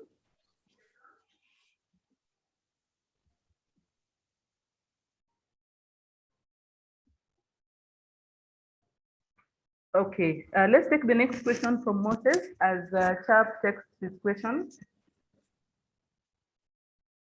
Moses Okure. Moses, please ask your question, Moses.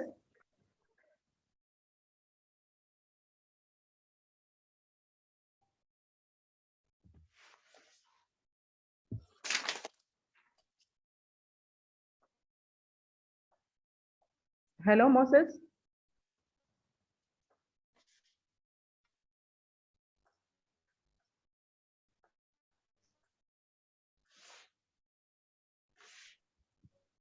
Okay. Bakare Fatai.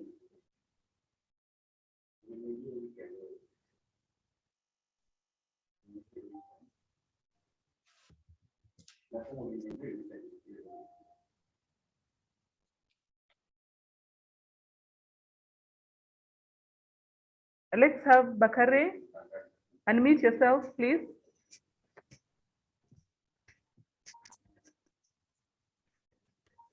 Hello. Hello. Yes. Thank you. This is a wonderful presentation.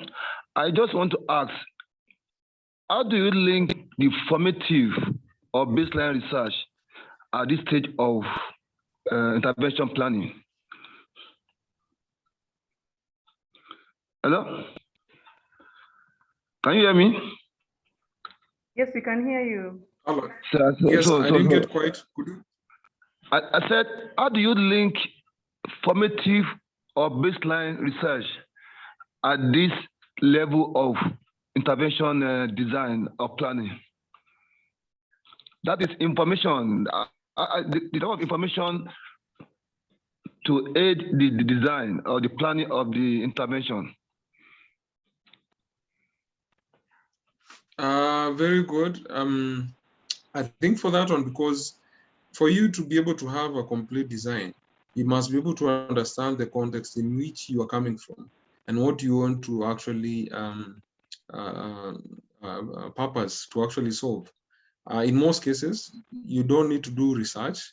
Probably you've grown up in a slum environment, for example, and you have come to learn probably there's this big problem that affects my community. Then you don't need research, you just need to put it on paper. Again, you could have a scenario where you may need to delve deeper into exactly what you need to solve, and you may have to do a research. And this, you could go deep into even the scholarly reports and some of the research and paperwork that have been done before, either through doctorate probably presentations, thesis, and all that. So it does not limit you that as much as you may not have ability to find external data relating to your context, it could be from a context that is within your setting. So you don't necessarily need to do research. Thank you. I hope I've answered you. Okay, let's take the next question. Chap, are you back? You can ask your question, please. Unmute yourself.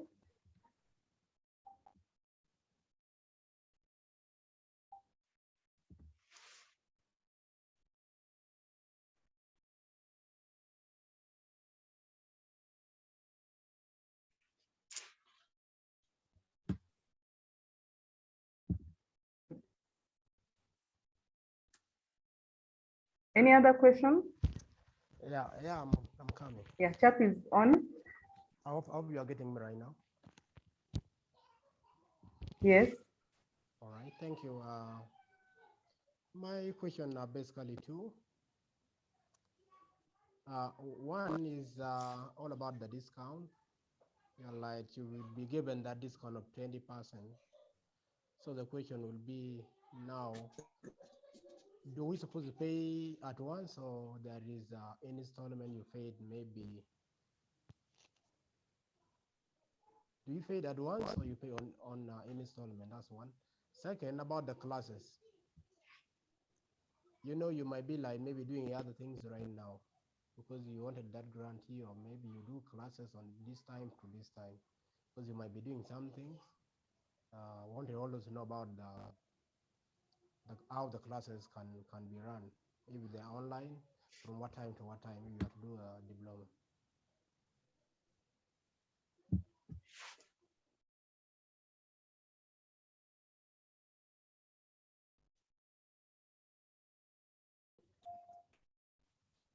Kevin, did you get Chap's question? Oh, the second one I didn't get, sorry.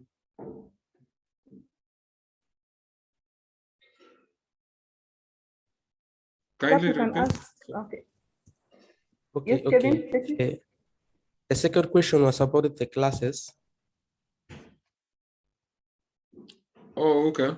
I think that goes to you. Yes, we answer that.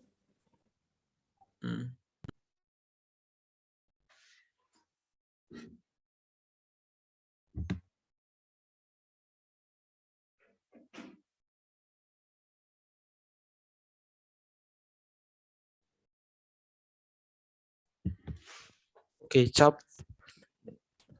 Your question, the first question was about the payment. As you have seen when Rachel was sharing the screen, for the participant of this session, you'll be given 20% discount. For certificate course is 400 USD, diploma course is 800 USD, and postgraduate diploma course is 1,200 USD. So if you register by 30th, you'll be given a discount of 20%. Also, the payment is, you'll be given a breakdown of 3 installments. Then the second part of the question is, when you register with us, you'll be sent a login credential for e-learning, where you will be learning at your own pace. I hope I have answered your question, chap. And there's also the issue of the masterclass course, which is 800 euros. And if you register within the next 5 days, it will be 500 euros. Next question.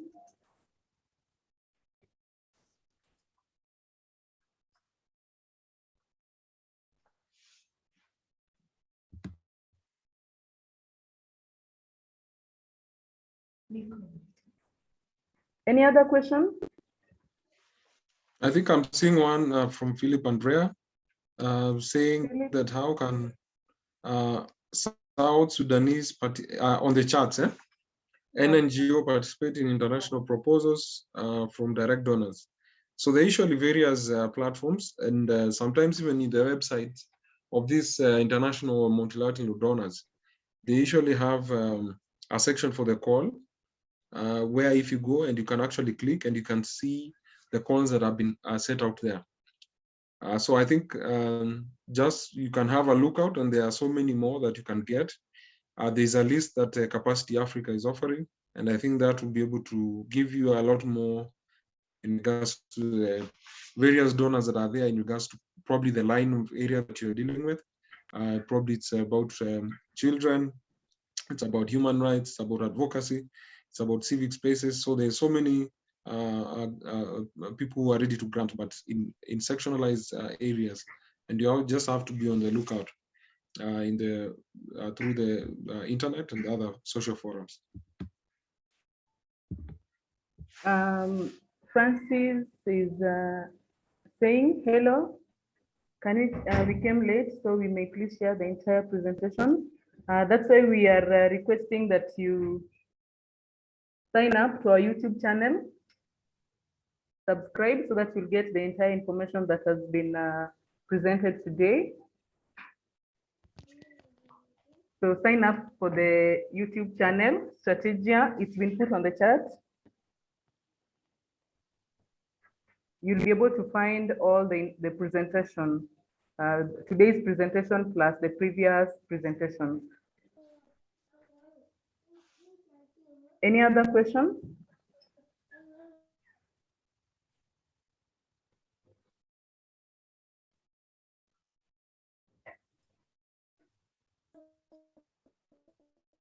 Questions?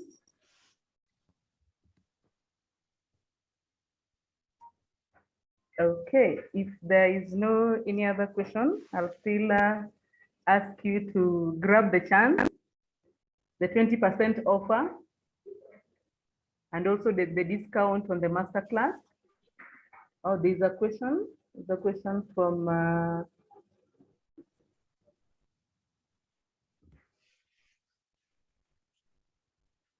there's a question from Moses Okure. Dear Kevin, thank you very much for the great presentation.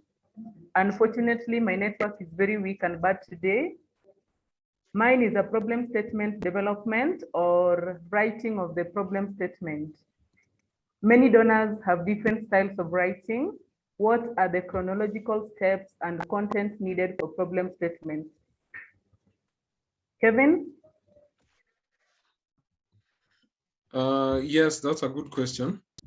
I think what we can, what I was talking about in regards to the problem statement, you must be able to know exactly what you are dealing with, and you have these 5 components, aspects that you look up from what you want to achieve.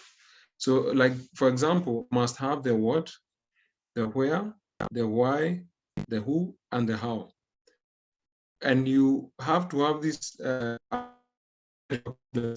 of course, it varies from one section, from one intervention to the next.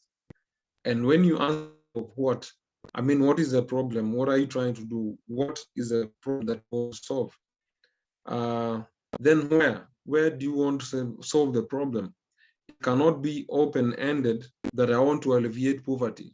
Where do you want to alleviate poverty? Is it in Asia? Is it in your hometown? Is it in your village? The why has to be there. Why are you doing it? Why is this happening? Why is the problem persisting? Because probably we lack resources, we lack avenues, we lack policies, we lack resources in regards to tools of trade. So why is it? Why is the suffering? Why is the problem existing? So who is going to do it? So if we have a problem in a certain scenario, who is actually tasked to actually address this problem? Then you have the various actors that come into play when you're dealing with a particular kind of problem in a certain setup. There are those ones who are going to be donors. There are those ones who are going to implement. There are those ones who are going to be partners, and they are executors. In this case, the executors could also be the people who are also implementing. You could have within an organization you are implementing, and then you have people executing. You have your field officers located probably centralized sparsely within a particular country or region for that matter. Then how are you going to do it? Because how are you going to solve that problem? Then the how answers the problem, because if you have a problem which is there's no water, then the how are you going to solve it is to import water pans, to create wells, to pipe water to homestead. So that's how you look at a problem statement. Until you answer those 5 facets, then you are unable to progress and most definitely not be able to convince a donor exactly what you're trying to solve. Thank you. Thank you so much, Kevin. There was a hand up by Manoa. Manoa, please ask your question. Manoa Toko.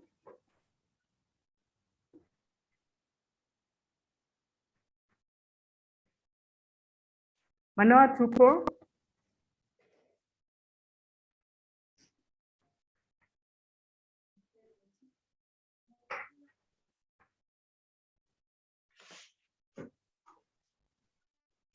Okay. Maybe he was, maybe he's not on again. You can also send your questions through the chat. Yes, Manoa, you can send your question through the chat too. The chat, okay. But okay. Can you hear me? Yes, we can, yes. Okay, just a question. First of all, thank you very much, Kevin, for a very comprehensive presentation tonight.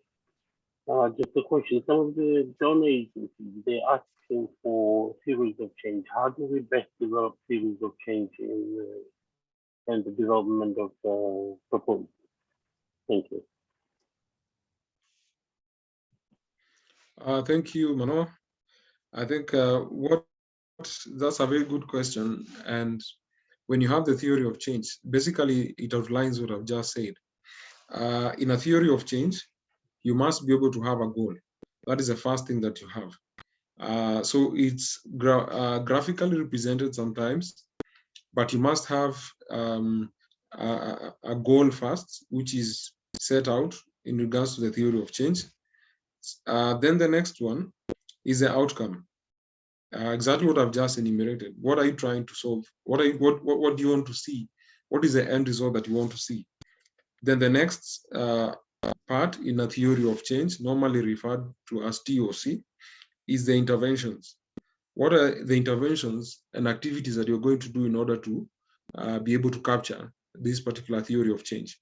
And it's a journey, and that's why they call it the theory of change. So it's like a journey that goes through your intervention and what you're trying to solve. So when you have the goal, it's top line, then you have the outcome, what do you want to see? And then you have the interventions, exactly which activities and what are you going to do to be able to achieve the outcomes that you've actually mentioned. Then after that, you have the goal, the outcome, the intervention. Then you have the, just a minute. the last bit is exactly what are the what do you want to what comes as the end result in regards to having to solve these problems. And this, it shows exactly like through milestones and through various documentation that you show. For example, if you wanted to help probably 500 women to be able to access maternity services, for example, and you set up a clinic in a certain area, then when you've actually set up that and helped probably like 50 or 100 mothers to actually go through that clinic that you are able to fundraise from, then that gives you the full context of the theory of change, where everything flows from where you had started, from the goal, from the outcome, from the interventions, and then exactly what is the end result for this particular, what you're trying to achieve. So I think the theory of change is more of a journey of the plan itself. So just what I've explained, if you follow through, it becomes your theory of change, because it's from having the problem to how you're going to solve it, to what is the end result of what you're doing exactly. So that pans out through that process, through that journey, and it forms your theory of change, because you're trying to change something. Thank you. Thank you so much, Kevin. We'll take our last question from Rabea Eva. Rabea Eva, kindly unmute yourself. You can ask your question.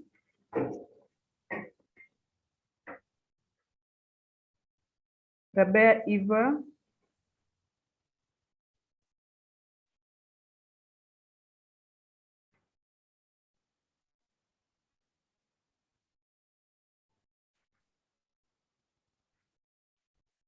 Mikron.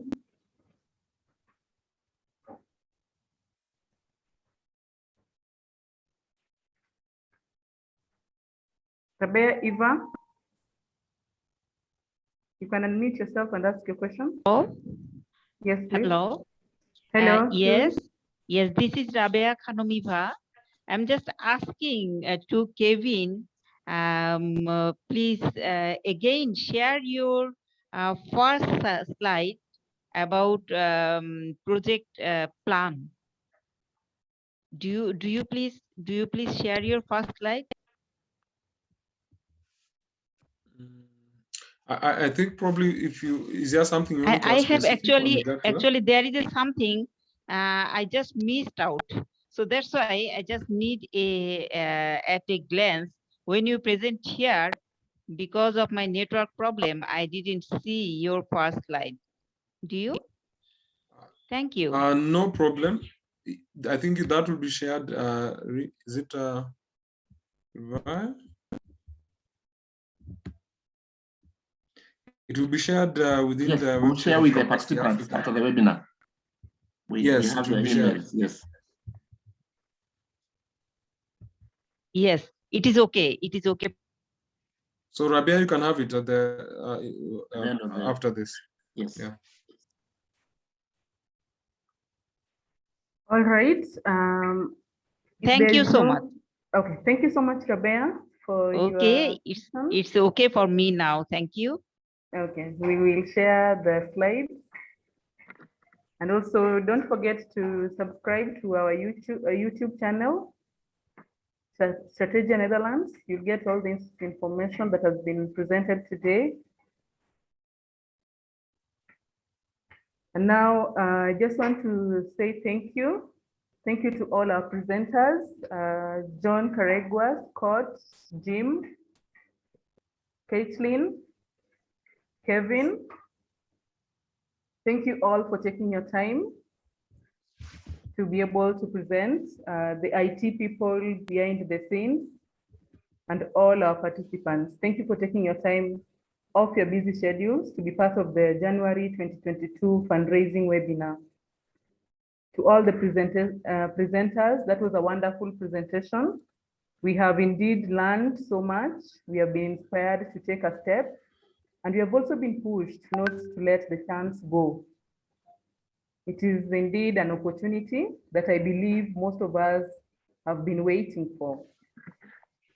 I wish you all in your endeavors, even as you leave the webinar. I'll still reiterate that let's subscribe to the YouTube channel. Let's take the chance for 20% offer and also take the discount on the masterclass. And at this juncture, guests can leave at their pleasure.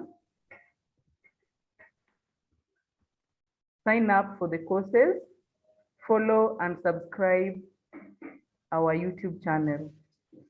Good morning, good evening, good afternoon to everyone from wherever you are connecting from. Thank you.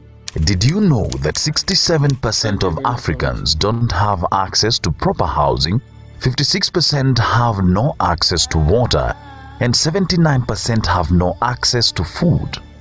These are the grim statistics of challenges facing Africa today, even as the continent works to develop. This development demands for well-trained personnel. At Capacity Africa Training Institute, we have been leading the charge in changing Africa's fortunes. We are the leading development training company in Africa, offering institutional training solutions and online and distance learning in business, development and humanitarian courses.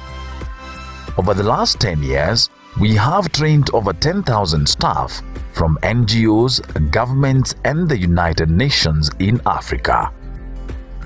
Our catalog consists of over 200 career-focused online courses to choose from, and registration for diploma and postgraduate courses is now open for the following courses: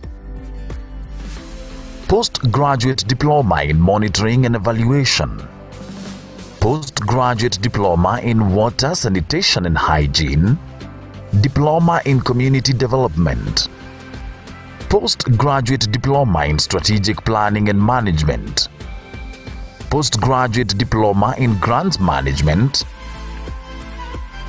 Diploma in Project Management, Diploma in Nutrition and Dietetics, Diploma in Gender and Development,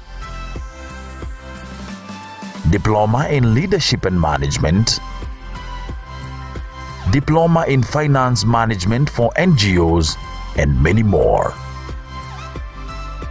We have also partnered with the European International University to offer an executive MBA. Once you register, you will have access to our team of experienced trainers and specialist consultants who will guide you on your course whenever you need them. The cost for diploma courses is $800, while postgraduate courses cost $1,200. The cost of a one-year MBA course is €1,500. Visit www.capacityafrica.com for more information.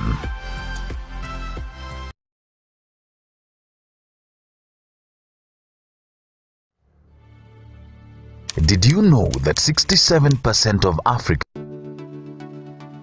It's no secret that Africa is the next frontier, and you can be the next big investor. At Strategia Business School, we'll offer you a monthly masterclass that will help you build your network among respected entrepreneurs and business leaders and guide you on the opportunities available and how to mitigate any challenges of investing in Africa. Our African Business Club will also introduce you to our team of African business mentors and fellow investors, all tailored to your very own needs. Among the modules covered are doing business in Africa, raising investment and trade finance, importing from Africa and exporting to Africa, agribusiness opportunities in Africa, and understanding the African market. You can also register for online diploma business courses with a flexible learning schedule. Some of our courses include Diploma in Digital Marketing, Diploma in Sales and Marketing, Diploma in Finance Management, and Diploma in Logistics Management. Certificate courses run for 3 months, while diploma courses run for 6 months, and you can register at the beginning of every month. The cost for certificate courses is €500, while diploma courses cost €800. Take action and register today. For more information, contact info@strategiabusiness.com or visit www.strategiabusiness.com.